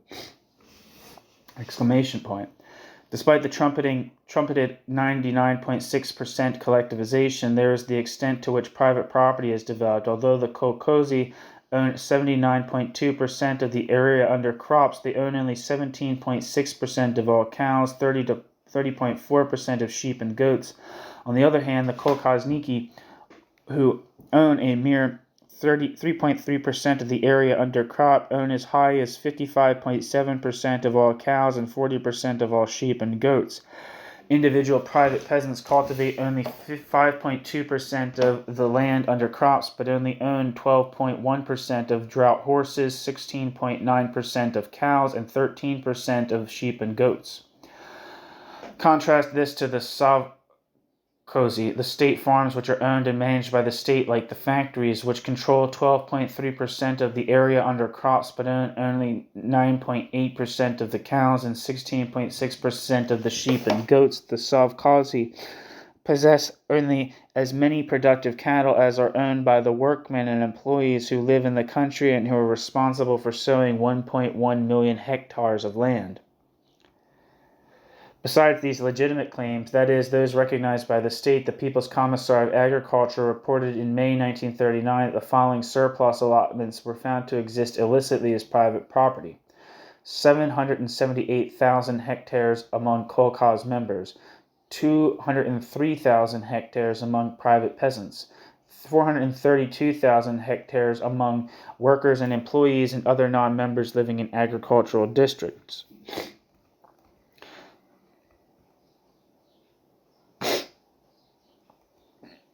The Commissar failed to inform us as to the degree of concentration of these surplus allotments. Surely they were not divided some 1/10 of an acre evenly among all homesteads, or there would have been no necessity for promulgating the May 27, 1933 decree forbidding the sale or transfer of kolkhoz property.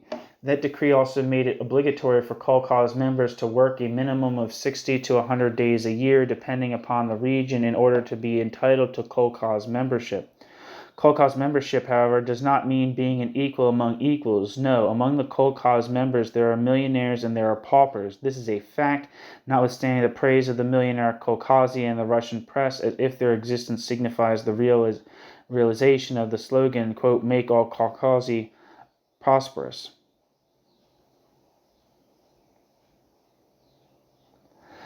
Far from eliminating the poverty of the village, the millionaire kolkhozy have so accentuated that the, quote, differentiation, end quote, in social composition parallels the czarist village. There are small, medium-sized, and vast kolkhozy, and the crops grown on them and the tractor drivers available to them vary greatly. The, quote, fortunate ones are those who possess high-grade soils, produce industrial and medicinal crops for the state, have comparatively large area in proportion to the number of members, have a great many more than the average number of tractor drivers at their disposal. Pravda, on January 14, 1939, reported that on November 15, 1938, 5,000 MTS still owed their drivers 206 million rubles. The report reads that naturally the tractor drivers left the kolkhozy serviced by the MTS. The kolkhozy that could afford to pay well and on time got the best tractor drivers. Besides having the best soil and the best tractor drivers, the kolkhozy were able to work into the millionaire class by having had a larger surplus to put away for the further improvement of the kolkhozy. A certain percentage continually grew richer and richer. To be precise, the millionaire kolkhozy comprised 1/3 of 1% of all kolkhozy, 610 kolkhozy out of 2,424,000 kolkhozy in the USSR.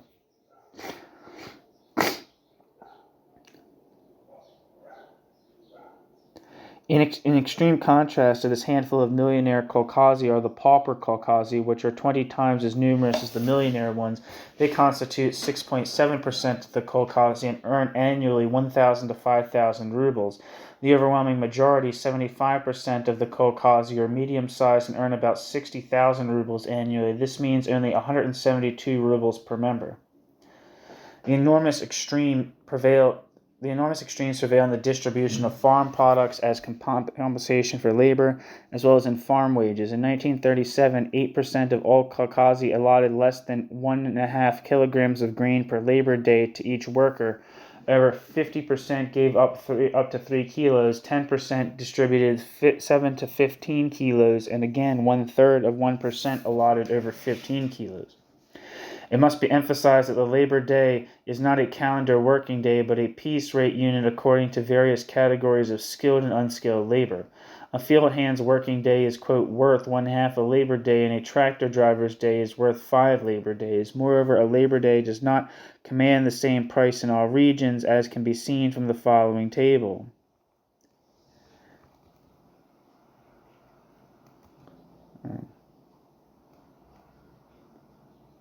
It has the district and then income from days in rubles. Vangerovsky, 0.52. Slaviansky, 1.37 rubles.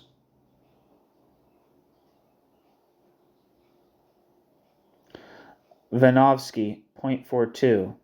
Spoliansky, 67. Kurunsky, 34.34. V. Kavsky, 0.45. Bazetsky, 1.18. Thus, even for the same work, the kolkhozniki might have been paid either 34 kopecks or 1 ruble, and 37 kopecks, a fourfold difference per labor unit. A fourfold difference per labor unit! Exclamation point. In 1934, the Central Administration of National Economy Statistics reported that 25% of the kolkhozniki had earned 300 labor days, the average being 150 labor days a year, while 3.5% had not earned a single labor day.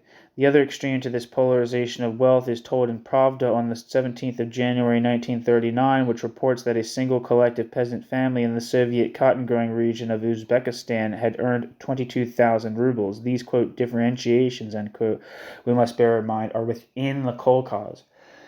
It is not from amongst the 3 millionaire individual peasants that the, quote, millionaires, end quote, arise. It is not from amongst the 3 million individual peasants that the, quote, millionaires, end quote, arise, but from amongst the 75 million collective farmers, out of those that have the largest tracts of land and are favored by the state with, quote, contracts, that is, produce industrial and medicinal crops for the state.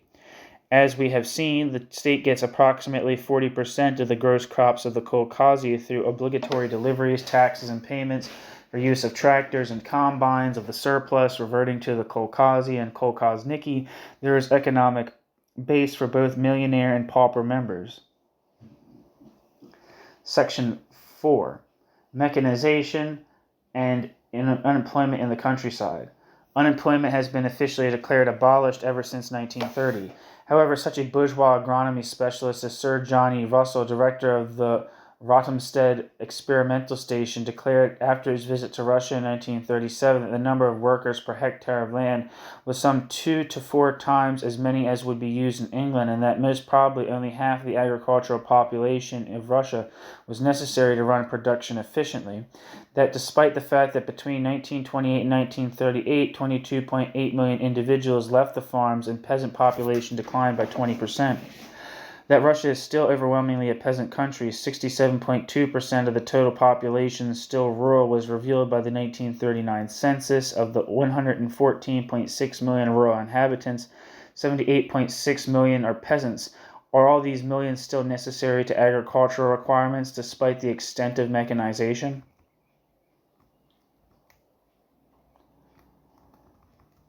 One second, I gotta get some coffee.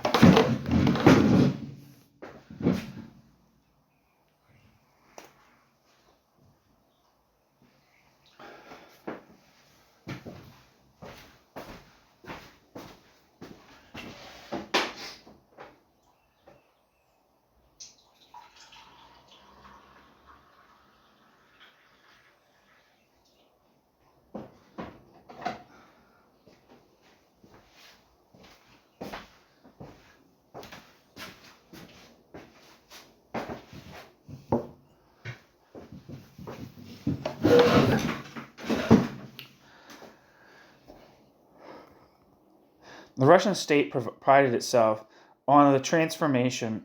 The Russian state prided itself on the tremendous development of mechanization on the agricultural front, yet denied the existence of unemployment and continued to deny the existence of employment until 1939. The mop-up operations against the remaining revolutionists in the 1937 trials and the anti-labor legislation in 1938 resulted in a mass flight of labor. Industry once again found itself without sufficient help. It was then that the, quote, leader, end quote, indirectly revealed the existence of unemployment in the countryside. At the 18th Congress of the RCP in March 1939, Stalin appealed to the kolkhozniki for their surplus labor. Quote, the kolkhozy have the full possibility, end quote, Stalin stressed, quote, to satisfy our request inasmuch as abundance of mechanization in the kolkhozy frees part of the workers in the country, and these workers, if they were transferred to industry, could bring about a great benefit to the whole national economy, end quote, Joseph Stalin. Since that appeal was issued, it became the vogue in Soviet periodicals to speak of the, quote, balance of labor, end quote, a euphemistic enough name for the unemployed, on the kolkhozy. Here is one table officially published to show the effects of mechanization. And it says the amount of man days per hectare of land under grain crops. 1922 to 1925, 20.82 man days per hectare of land under grain crops.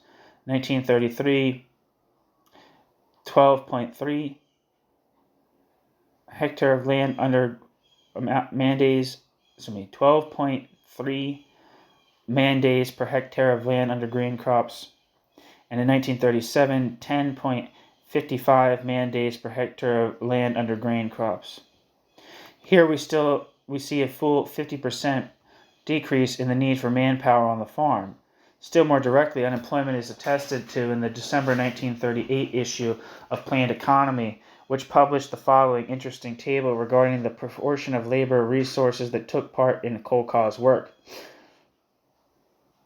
Men in January performed 68.2%, and in July performed 84.8%, and in January women performed 21.2%, and July performed 68.2%. This reveals that even in the busiest month of the year, July, about 15% of the men and 30% of the women were surplus to labor requirements in the kolkhozy, regardless of whether they were officially declared to be among the unemployed or not. In the January 1941 issue of Problems of Economy, there appeared an article titled Labor Productivity in Agriculture in the USSR and USA, an article we have already discussed in the section on labor productivity on the industrial front, in which the writer comes to the conclusion that although the Russian worker put in an average of 152 labor days per year, the American farmer works 258.6 days, and that Russia has 3 times as many farmers as the USA, 36.6 million against 12.1 million.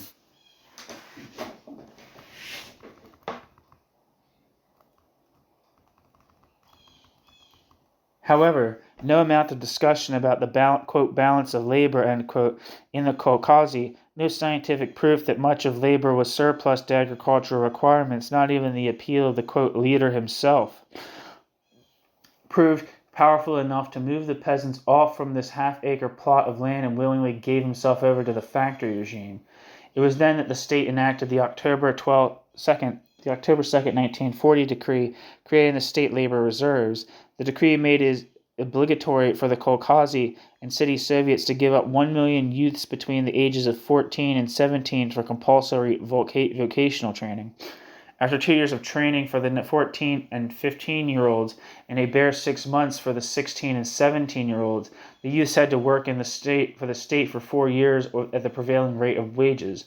The irony of this decree lies in it being officially predicated on the fact that it was made necessary, quote, as a consequence, end quote, of the, quote, abolition of unemployment and the fact that the poverty and ruin of the village and city are forever done away with, end quote.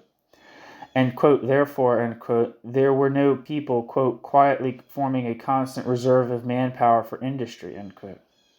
The truth of the matter is that unemployment, poverty, and misery continue to exist in the country, but even under this unhappy lot, the peasant will not turn, especially after 1938, were well known to him, and he prefers unemployment in the country instead. And what about the proletariat who cannot escape the factory regime? What is the factory regime like? What are the production relations at the point of production?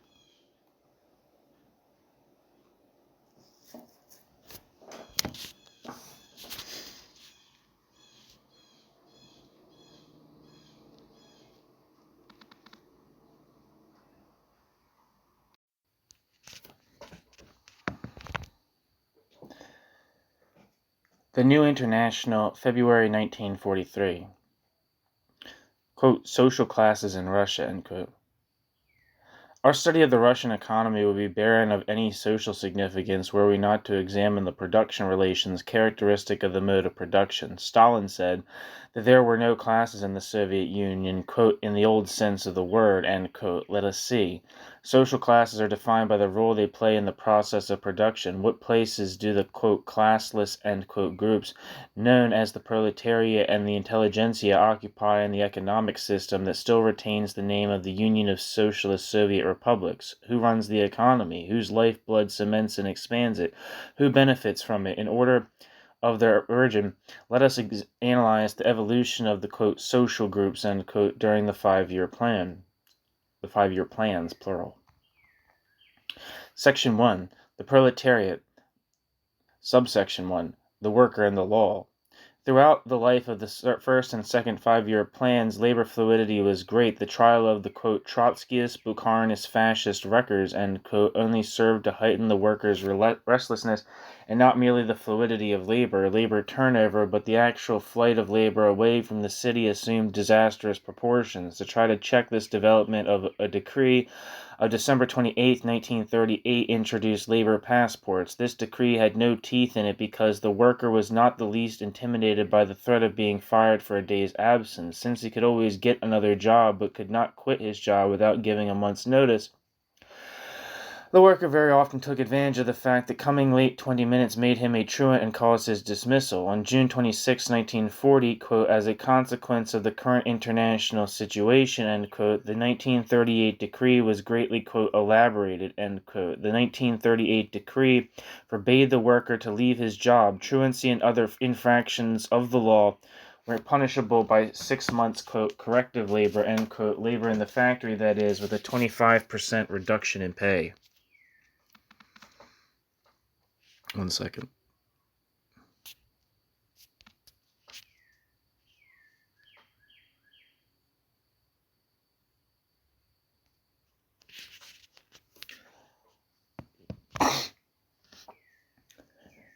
Furthermore, the workers' hours were increased from 7 to 8 with a proportionate increase in the, quote, norms, end quote, of work, but no increase whatever in pay. Toward the end of the year, on October 2nd, 1940, the state labor reserves were created, which, as we saw, gave the worker free training of from 6 months to 2 years and made it obligatory for him to work for the state for 4 years, quote, at the prevailing rate of wages, end quote.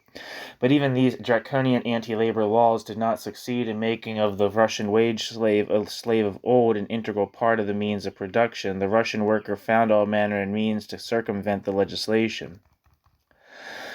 Reviewing 6 months of operation of the law of June 26, 1940, the Pravda of December 26, 1940 had to report that in many enterprises, especially coal mines, truancies were greater in October than in the months prior to the enactment of the barbarous anti-truancy laws. The reports to the 18th Conference of the RCP in February 1941 complained of the fact that the workers still absented themselves, quote, particularly after payday, end quote.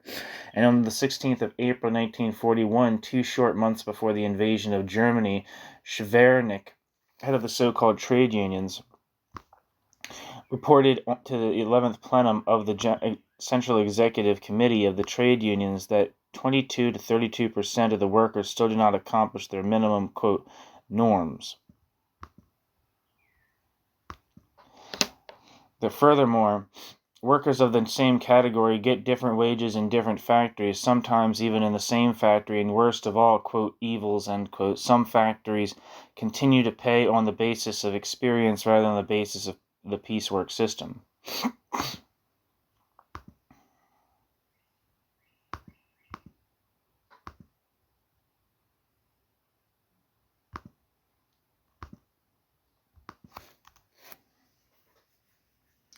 Wikipedia says Nikolai Shvernik lived from 1888 to 1970 and was a Soviet politician who served as the chairman of the Presidium of the Supreme Soviet from 19th of March 1946 until the 15th of March 1953.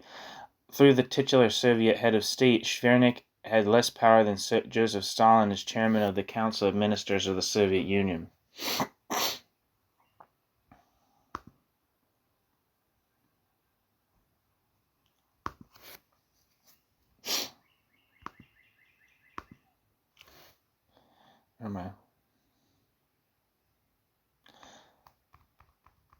However, the fact that the Russian worker has been able to in great measure to circumvent anti-labor legislation does not mean that he is the proletarian of the high morale of the days of his own dictatorship. It is sufficient to contrapose the hero of those days to the quote, hero of today to bring out the change in morale and striking relief. Simply contrast to the Subotnik, who gave his Saturday services without pay to his state, the Stakhanovite, whose pay envelope is 20 times that of the rank-and-file worker. The Subotnik neither complained nor boasted of his economic conditions. They were bad, but the movement of the economy, which he ruled over, was such that he gained by the progress of the state.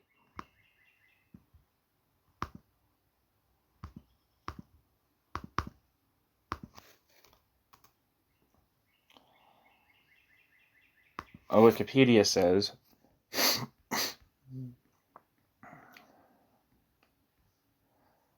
Subotniks is a common name for adherents of Russian religious movements that split from the Sabbatarian sects in the late 18th century.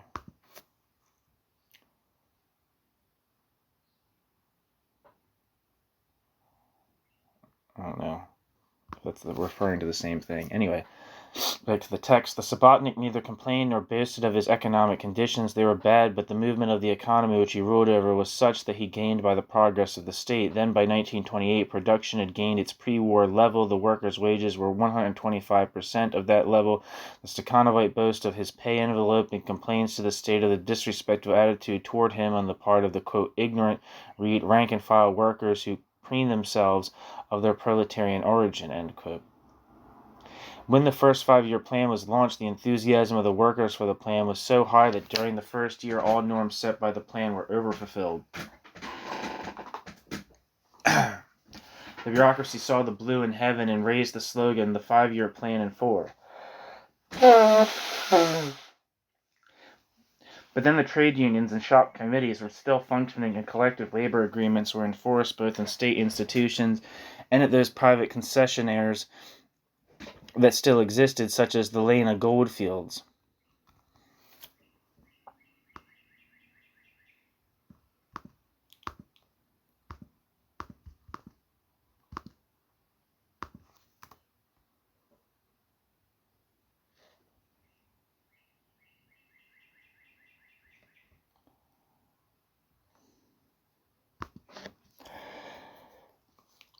Rulings made by the Workers' Conflict Commissions generally favored the workers in their fight with the management. On January 5, 1929, for example, Economic Life, the organ of the Council of Labor and Defense, emphasized that piecework rates are subject to the approval of the Workers' Conflict Commission,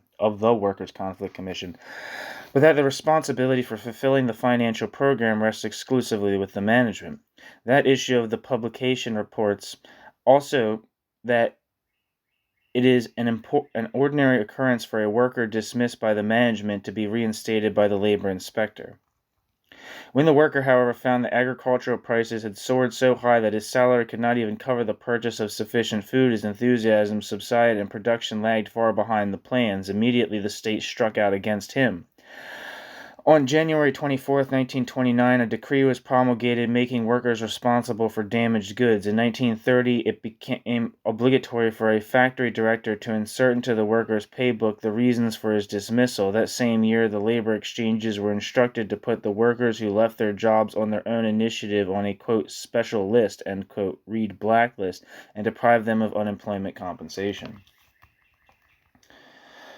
Of food, there was such scarcity that rationing had to be introduced in 1930. For the manual worker, the rations were 12 pounds and 5 ounces of black bread a week, and the following items in quantities per month: 2.5 pounds, 10 ounces of herring, 3 ounces of sugar, and 2.5 ounces of tea. Soon tea disappeared from the meager diet, and we read of workers having a kip yatok, which is plain boiled water without either sugar or tea. Kip yatok.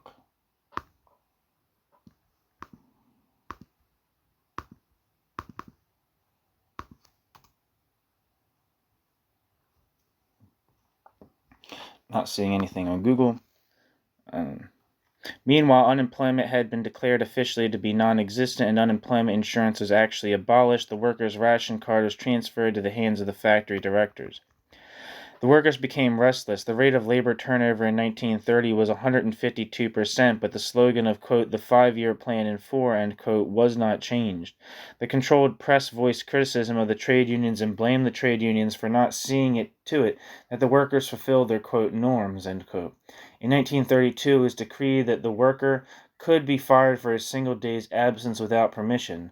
Moreover, the factory director thereupon could deprive him not only of his food card, but also of the right to occupy the premises owned by the factory, that is, the workers' living quarters. To stifle the expression of dissatisfaction on the part of the workers, it was decided to deprive the worker of any form of redress through his trade unions by, quote, statification, end quote, of the trade unions. In 1933, the liquidation of the Council of Labor and Defense into the Economic Council was decreed. Thus, while the factory director had control over the workers' food and lodging, the worker had no trade unions independent of the state to take up his grievances. But it wasn't possible to decree slavery. So long as industry was expanding and workers were necessary to man the machines, the workers took advantage of that one fact that continued to shift from job to job. The 1938 law was no harsher than the 1932 law, but no more effective. The barbarous 1940 law was likewise found inadequate. Schwernik proposed that, instead of bare decrees, the state used the indirect method to get the most out of labor. Schwernik raised the slogan, quote, to liquidate to the end equalitarianism in pay, end quote. In other words, piecework should be the rule not only in 70% of the enterprises as heretofore, but to be 100% prevalent. Quote, petty bourgeois equalitarianism, end quote, depersonalization, end quote, must be, quote, liquidated, end quote. The leader had been wise when, as far back as 1931, he had said that there should be an end to depersonalization. It was high time to realize that slogan. What precisely does, quote, putting an end to depersonalization, end quote, mean? Subsection 2. Ending depersonalization and creating stakhanovism.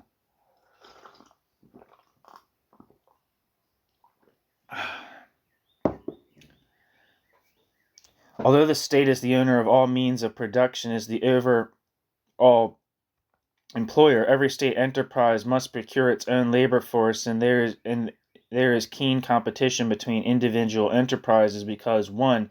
There's a shortage of experienced labor. 2. Productivity is so low that there is a constant need for more labor than theoretically is necessary according to the plan.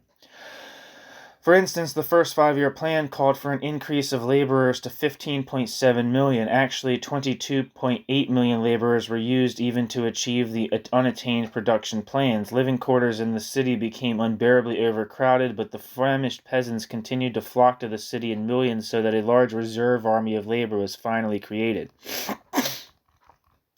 In 1933, passports had to be introduced to restrain the peasants' search of employment in the city. In tune with the times, industry, The organ of the Commissariat of Heavy Industry in Industry's issue of March 6, 1933, informs managers who had not fired their, quote, poor, end quote, workers because heretofore there had been severe shortage of labor, that now they had a, quote, trump card. There are more workers in the shops than is necessary according to plans, end quote. Emphasis in original. In analyzing the excessive turnover, the writer of this front page article has the gall to attribute it to the, quote, enthusiasm, end quote, of the Donbassan miners for collectivization, which made them leave their work and, quote, themselves, end quote, put through collectivization in the village, quote, but why, end quote, he continues, quote, is there still excessive labor turnover, end quote. One of the reasons he admits to be, quote, in the communal dwellings which have been built in the past month, it is filthy, uncomfortable, boring, end quote. But the biggest cause for labor turnover is the search for better wages. He asks management to stop bidding against management for workers. Neither this appeal nor the anti-labor legislation that was enacted, nor the fact that the proletariat was deprived of the use of the trade unions, which had become part of the administrative machinery of the state, accomplished the trick of straitjacketing labor. The 1931 slogan, quote, let there be an end to depersonalization, end quote, needed a big stick to enforce the slogan, let there be an end to depersonalization. So the state arranged for a, quote, gift from heaven, end quote, to be sent them in the form of stakhanovism. Here is Valery Mezhlaks, then chairman of the State Planning Commission. This is Chairman Mezhlaks, then chairman of the State Planning Commission's explanation of this, quote, gift from heaven. Let's see if anything comes up for this person.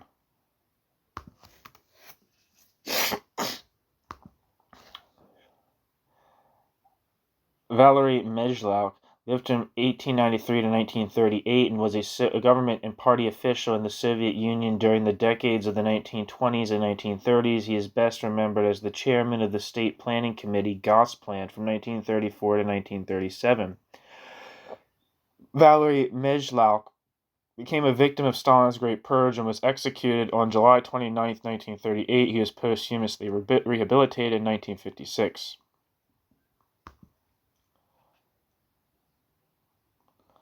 And back to the text, Mezhlak has this to say, quote, a plain miner, the Donetsk Basin hewer, Alexei Stakhanov, in response to Stalin's speech on May 4th, 1935, the keynote of which was the care of the human being and which marked a new stage in the development of the USSR, proposed a new system of labor organization for the extraction of coal. The very first day his method was applied, he cut 102 tons of coal in one shift of 6 hours instead of the established rate of 7 tons, end quote. So this, quote, gift from heaven, end quote, came on August 31st, 1935, quote, in response to Stalin's speech of May 4th, end quote. In the 4 months that elapsed between the two events, a lot was done by the state to set the stage for the, quote, miracle, end quote, so that the press, the photographers, the wires of the world immediately heard of, quote, the gift from heaven, end quote. Contrast the hullabaloo about Stakhanov with the silence as to the hothouse conditions created for Stakhanovites who get the finest tools and spoil them at the fastest pace without the necessity of paying for them as the workers have to pay for damaged goods, and the silence as to the brigade of helpers who do all the detail work but get no Stakhanovite recognition either in fame or in money. These record breakers for a day do not repeat their records but retire behind swivel chairs while the mass of workers are now told that, quote, the miracle, end quote, should really be their regular, quote, norm, end quote. Armed with Stakhanovism, the state was able to revive the 1931 slogan, for now they had the wherewithal to enforce it. Piecework was made the prevailing system of work in Russia. In the state of Lenin Trotsky, where the Subotnik was the hero, the range of pay was 1 to 3. In the Stalinist state, where the Stakhanovite is the hero, the range of pay is 1 to 20.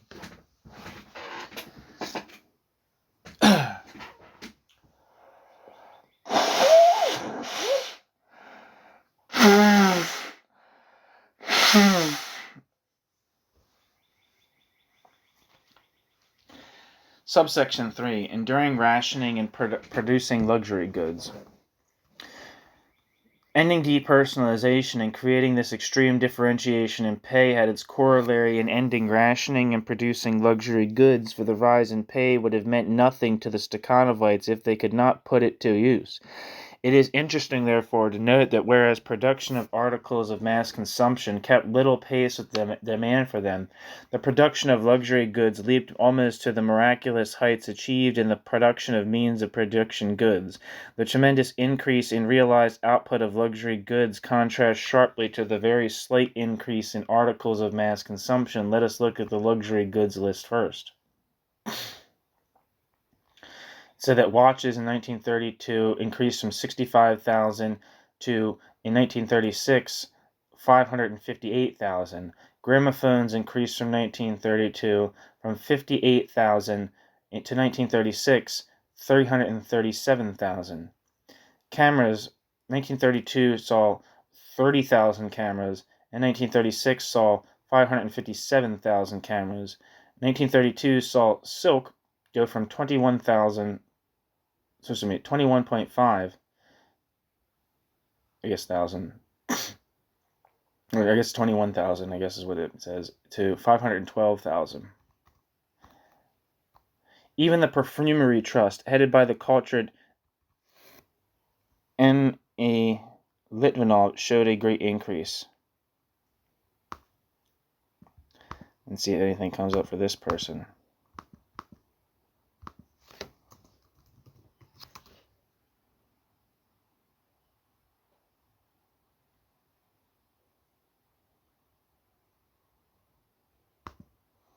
Nothing. Contrast the 270% increase in, quote, production of perfumes to the merely 44% in the production of cotton goods for the period of the second five-year plan, exclamation point. Even so, the Stakhanovite was dissatisfied, for it was irksome to him to be favored only in the matter of luxury goods, whereas the articles of first necessity, the manual worker with his ration card was still favored by the state stores, and the prosperous kolkhoznik, who was not entitled to a ration card, of what good was his prosperity to him? Clearly, the status of these two groups contradicted the reality of rationing. The state took steps to end this contradiction. On the 15th of November 1935, the first All-Russian Conference of Stakhanovites was called to order. It was addressed by the leader himself, and Pravda waxed editorially enthusiastic about the, quote, salt of the Soviet earth, end quote. It initiated a campaign to teach the people, quote, to respect those leaders of the people, end quote. It tried to counteract the detestation of the rank-and-file workers toward those unsocial speed demons. That hatred had no bounds, and it was not altogether an unheard of event that individual Stakhanovites were found murdered. The press hushed down the occasional murder and played up the state praise. These Stakhanovites, the masses were told, were, quote, non-party Bolsheviks, end quote. The Stakhanovites themselves were favored with something more practical than the label, quote, non-party Bolshevik, end quote. Rationing was abolished. The abolition of rationing made it possible for the Stakhanovite to reap full advantage of his high salary. The abolition of rationing benefited the prosperous kolkhoznik, who had heretofore not been entitled to a ration card. The abolition of rationing worsened the conditions of the mass of toilers. The state, however, pictured the abolition of rationing as a boon to the workers. A lot was said about the, quote, rise in the consumption of the masses, end quote.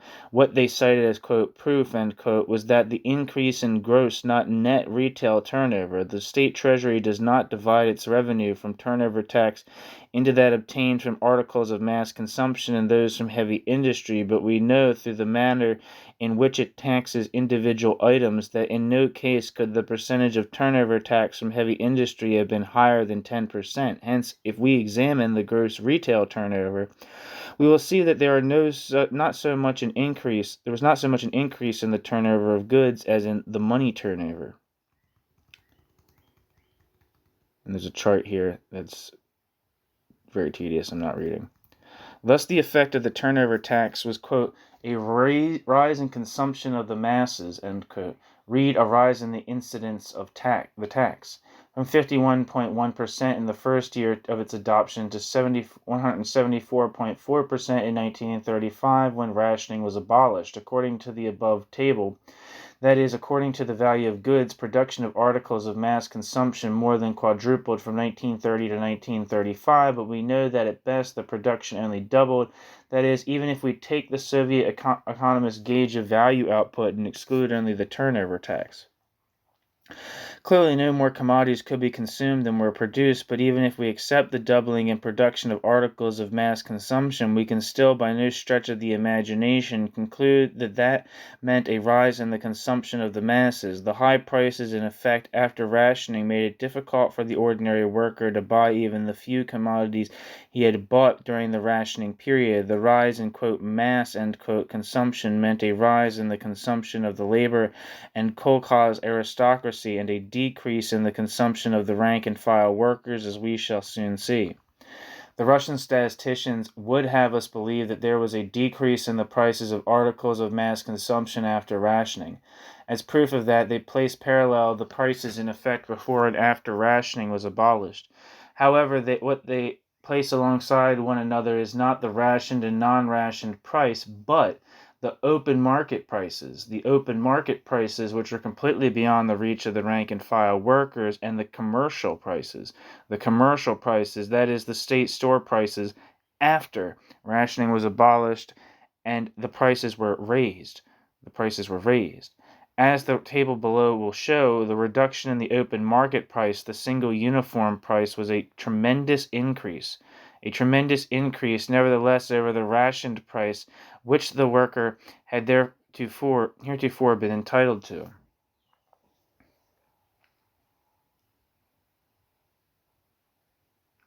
There's a chart here.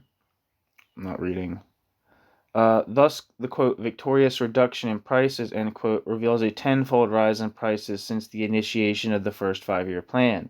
The change from the open market price to the single uniform price benefited only those who were not entitled to a ration card and had to buy in the open market, but for the mass of workers, the abolition of rationing meant such a rise in price as must considerably decrease his standard of living. This deserves more detailed treatment, for his standard of living has deteriorated even more since then, as we shall see in examining his real wages at the outbreak of the Russo-German War.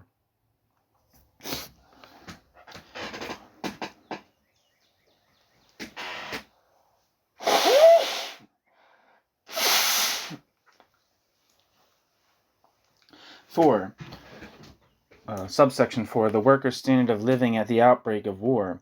The above table was the first official glimpse we have had of the rising cost of living since the discontinuation of the publication of the Food Index in 1930.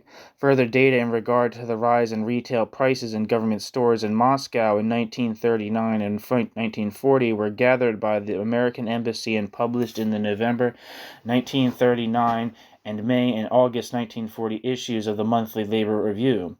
In addition to reporting the prices of food, the review also accords the fact that although there were 129 items of foodstuffs in state stores in 1936, there were only 88 on January 1st, 1939, and the 83 on June 1st, 1939, and only 44 items on January 1st, 1940.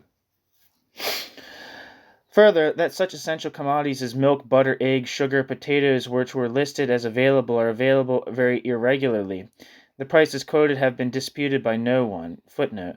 Confirmatory evidence of the validity of these prices appears in the Pravda of October 21st, 1940, which announced that potatoes had been, quote, reduced from 1 ruble and 20 kopecks to 90 kopecks, end quote, and, quote, bread raised from 85 kopecks to a ruble per kilo, end quote. The only place that had quoted the ruble and 20 kopecks as the price for potatoes was the Monthly Labor Review article. The outside had of the official figures was the quotation of potatoes at 50 kopecks a kilo in 1935, end footnote. The only subterfuge left to the Soviet apologists is that it is insufficient merely to show the rising cost of food without knowing the Russian worker's preference in food. He may prefer herring to caviar, but our method of measuring the worker's standard of living takes away even that shabby subterfuge, since the goods used are those found by an official study in Moscow in 1926 to be those consumed by the masses.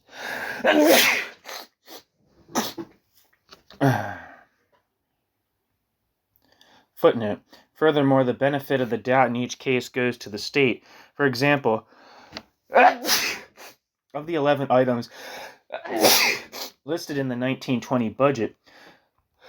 Oh man, Jesus Christ.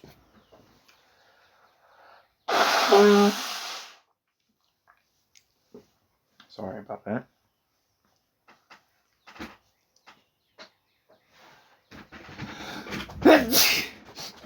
Fuck.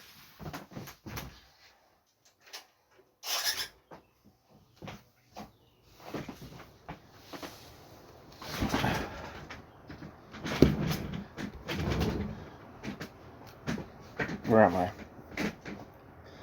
Furthermore, the benefit of the doubt in each case goes to the state. For example, of the 11 items listed in the 1920 budget, we have listed only 10 because the 11th rice was unavailable, and rather than guess at a substitute, we have simply taken for granted that the worker did without rice. Again, when the 1926 list did not mention the quality of food, we in each case put down the cheaper quality. Thus, the price for beef is that of beef or soup, not either roast beef or beef steak. The price of butter and wheat flour are second quality, etc. End footnote. There's a chart here.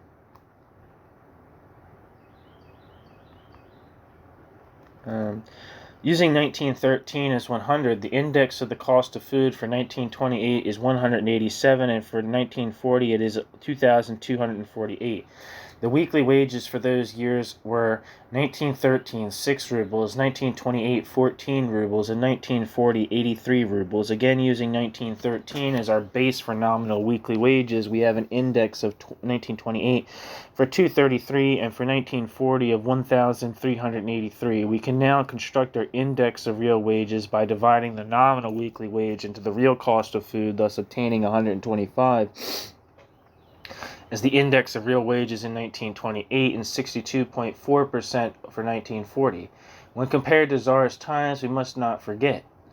Had we considered the further rise in food prices by October 1940, it would have been a mere 55% of 1913, and even that appallingly low figure, which so glaringly proves the deterioration in the workers' standard of living, does not picture the situation at its worst, for we have considered the single uniform price in 1940 and not the open market price to which the workers sometimes had to resort because few foods were available in state stores.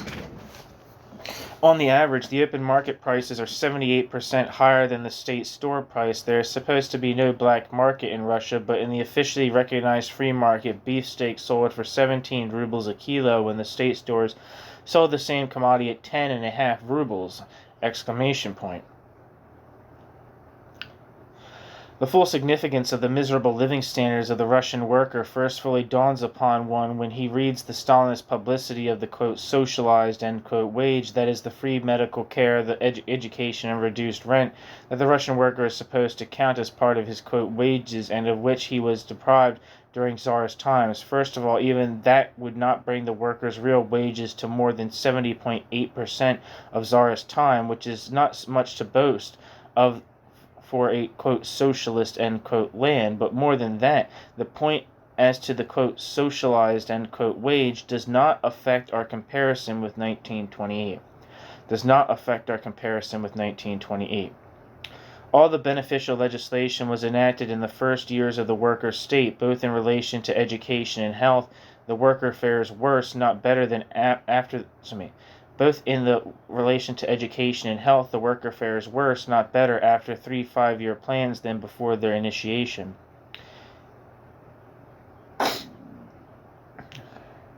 Footnote. He now has to pay for his education above the first year of high school.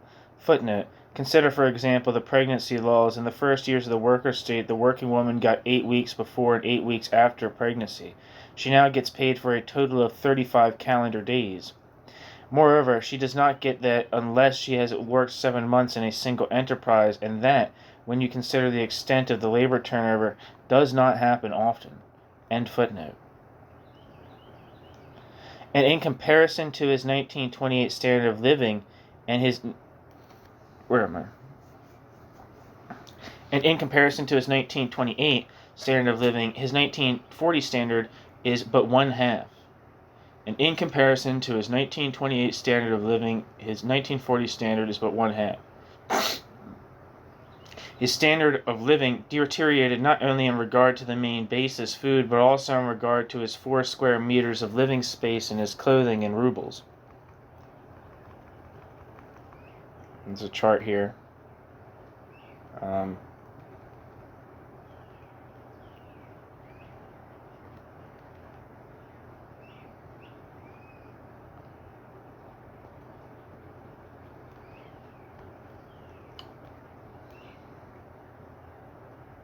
And these are like cost increases for like basic consumer goods.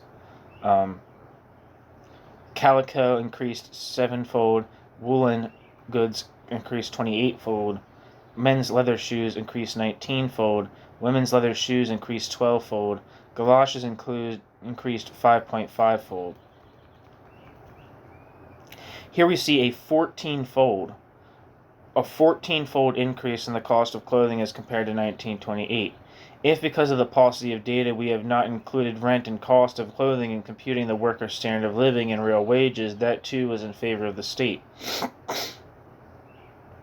The inescapable conclusion is even from the most optimistic view, the worker's standard of living has decreased to 20 to 30% from Tsar's times and by half since 1928. Neither should it be forgotten that we took the average weekly wage. The minimum weekly wage of 25 to 30 rubles would have been insufficient to pay for his food alone, much less consider clothing and rent. Contrast to this deterioration, the fact that the per capita income has increased from 52 rubles in 1928 to 196 in 1937, and that the quote national wealth end quote leaped from 6 billions in 1928 to 178 billions in 1940, and you have the most perfect polarization of wealth in an quote industrially advanced end quote society. We have traced the development of the quote social group known as the proletariat end quote. Let us now scan the social physiognomy of the quote classless intelligentsia end quote, which is not a class quote in the old sense of the word end quote Stalin, but nevertheless performs the function of ruling production in the state. Section 2. The intelligentsia, the social physiognomy of the ruling class. Stalin was addressing the 18th Party Congress of the the Russian Communist Party in March 1939. Quote, notwithstanding the complete clarity of the position of the party on the question of the Soviet intelligentsia, the leader complained, there are still within our party those who have views hostile to the Soviet intelligentsia and incompatible with the position of the party. Those who hold such incorrect views practice, as is known, a disdainful, contemptuous attitude toward the Soviet intelligentsia, considering it a force foreign, even hostile to the working class and the peasantry, ... incorrectly carrying over toward the Soviet intelligentsia those views and attitudes which had their basis in old times when the intelligentsia was in the service of the landowners and the capitalists, ... End quote. Oh, no, sorry, that's not the end of the quote. Toward the new intelligentsia, a new theory is necessary, pointing out the necessity of a friendly relation to the new intelligentsia, concern over the new intelligentsia, respect for the new intelligentsia, and collaboration with the new intelligentsia in the name of the interests of the working class and the peasantry. End quote, Joseph Stalin. The following day, the press waxed enthusiastic not only of the leader, but of the group he extolled, the intelligentsia. Izvestia assured us that, quote, these leaders of the people, end quote, were, quote, the salt of the earth, end quote. Stalin, being a practical man, said that these, quote, cadres should be valued as, quote, the gold fund of the party, end quote. Stalin. Molotov, addressing the same Congress, was very specific as to who constituted the intelligentsia. Molotov listed 1.7 million directors, managers, kolkhoz heads, and, quote, others, end quote, that is, the politicians who constituted the, quote, most advanced people, end quote, when to the quote, most advanced, end quote, he added the rest of the intelligentsia. He got a total of 9.5 million who, with their families, constituted 13 to 14% of the population. Footnote. The 1939 census was not yet published. Molotov based his figures on the 1937 census, which was not made public because it was, quote, defective, end footnote.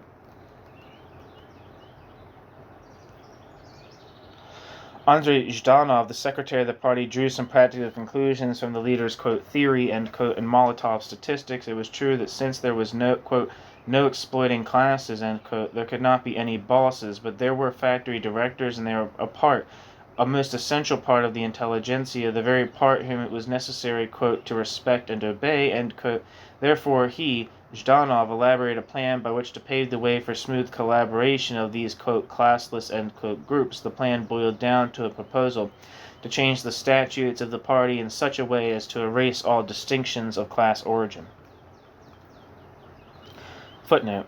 When the NEP was introduced, the party of Lenin decided to keep careerist elements out of the party by establishing three categories in the order of accessibility of entrance into the party: the worker, the peasant, and the employees. End footnote. In arguing for the change, Zhdanov fairly wreaked tears. In arguing for the change, Zhdanov fairly reaped tears of pity from his listeners when he told them the sad tale of a certain Smetanin, who, at the time that he was a worker at the factory at Skorokhod, had become a candidate for party membership. Before action was taken upon his application for membership, he turned first into a Stakhanovite and immediately thereafter into the director of the factory, whereupon, according to the statutes of the party, he was placed in category 4 for alien class elements. He protested, quote, "How am I worse now that I am made a director of the factory?" End quote. The 18th Congress of the Communist Party, not the Skorokhod, quote, unanimously decided, end quote, that he was, quote, no, quote, worse, end quote, and the old statutes of the party were thrown overboard. The party, at any rate, towed the, quote, theoretic, end quote, line of Stalin and decided that there was no classes in Russia, and the, quote, vanguard, end quote, party therefore need have no class distinctions in its statutes. But the course of the economy which proceeded upon it was way more along the line of the world market and less along Stalin's rationalizations. The production process which gave birth to a class and was in turn determined by it clearly revealed the social physiognomy of the rulers. Much as the Central Administration of National Economy Statistics tried to give the 1939 census a, quote, classless, end quote, physiognomy, and incomprehensive as the data were, there is much we can learn from them in regard to the actual existence of classes from it. Here is how the Central Administration of National Economy grouped its popular statistics. And there's a long chart here that I'm not going to read. These percentages were further reshuffled in order to compare the social composition of the land of, quote, socialism, end quote, with the land of Tsarism. Note that the whole population is accounted for by using the family as the unit. That helps hide both child labor and dependence on wage earners. Note further that the population is practically one homogeneous mass of, quote, classless, end quote, toilers. Almost 50% of the population are workers, and employees and the collective farmers constitute practically all the other 50%. And where are the intelligentsia we heard so much about? The reader will search in vain for them, yet every, quote, academician, end quote, who set out to analyze the above figures in the official periodicals had much to say about the rise of the intelligentsia. Who are the intelligentsia? What do the intelligentsia do? In order to find them and learn their social physiognomy, we shall have to break up the single category of, quote, workers and employees, end quote, which hides the ruling class under its broad wings. Let us turn to the occupational classifications and find out how Russians earn a living. The headings of the following groupings are mine, but the categories are from official statistics.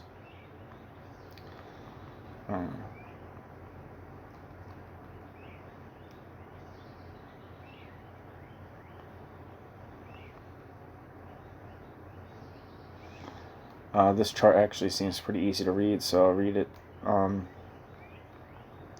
It's called the aristocracy of the chart said aristocracy of labor, thousands. Heads of tractor brigades, 97,000. Heads of field brigades, 549,000. Heads of livestock brigades, 103,000. Tractor drivers, 803,000. Combine operators, 131,000. Skilled laborers in industry, including metalworkers, lathe, 7,000. I guess that's 7,374,000. Total, 7,059,000. Those quoted as employees, those titled employees. Thousands. Economists and statisticians, 822,000. Legal personnel, judges and attorneys, 46,000. Engineers, architects, excluding those acting as directors, 250,000. Doctors and middle medical personnel, 762,000. Middle technical personnel, 836,000. Agro-technical personnel, 96,000. Teachers, Teachers, 1,207,000. Cultural and technical workers, journalists, librarians, club directors, 495,000. Art workers, 46,000. Bookkeepers, accountants, etc., 1,769,000. Total employees, 6,451,000. And the advanced intelligentsia, factory directors, managers, Kolkhoz, Sovkhoz, and MTS presidents, 1,751,000. Agronomists, 80,000. Scientific workers, including supervisors, professors of higher education institutions, 93,000. Others, including Army intelligentsia, 1,550,000. Total, 3,174,000.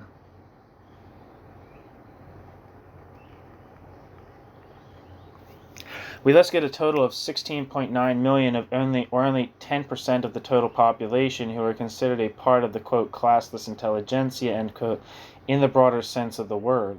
The, quote, most advanced, end quote, of the intelligentsia, the, quote, genuine creators of a new life, end quote, as Molotov called them, those, that is, who are the real masters over the productive process, constitute a mere 3.4 million or 2.05% of the total population. We are not here considering the family unit, since we are interested only in those who rule over the productive process, not their families who share in the wealth their husbands extract. The remaining 8% share in the surplus value and sing the praises of the rulers, but it is clear that they leave to the latter the running of the economy and the state. The Central Administration of National Economy Statistics, needless to say, did not reveal the exact share of surplus value appropriated by this, quote, advanced intelligentsia.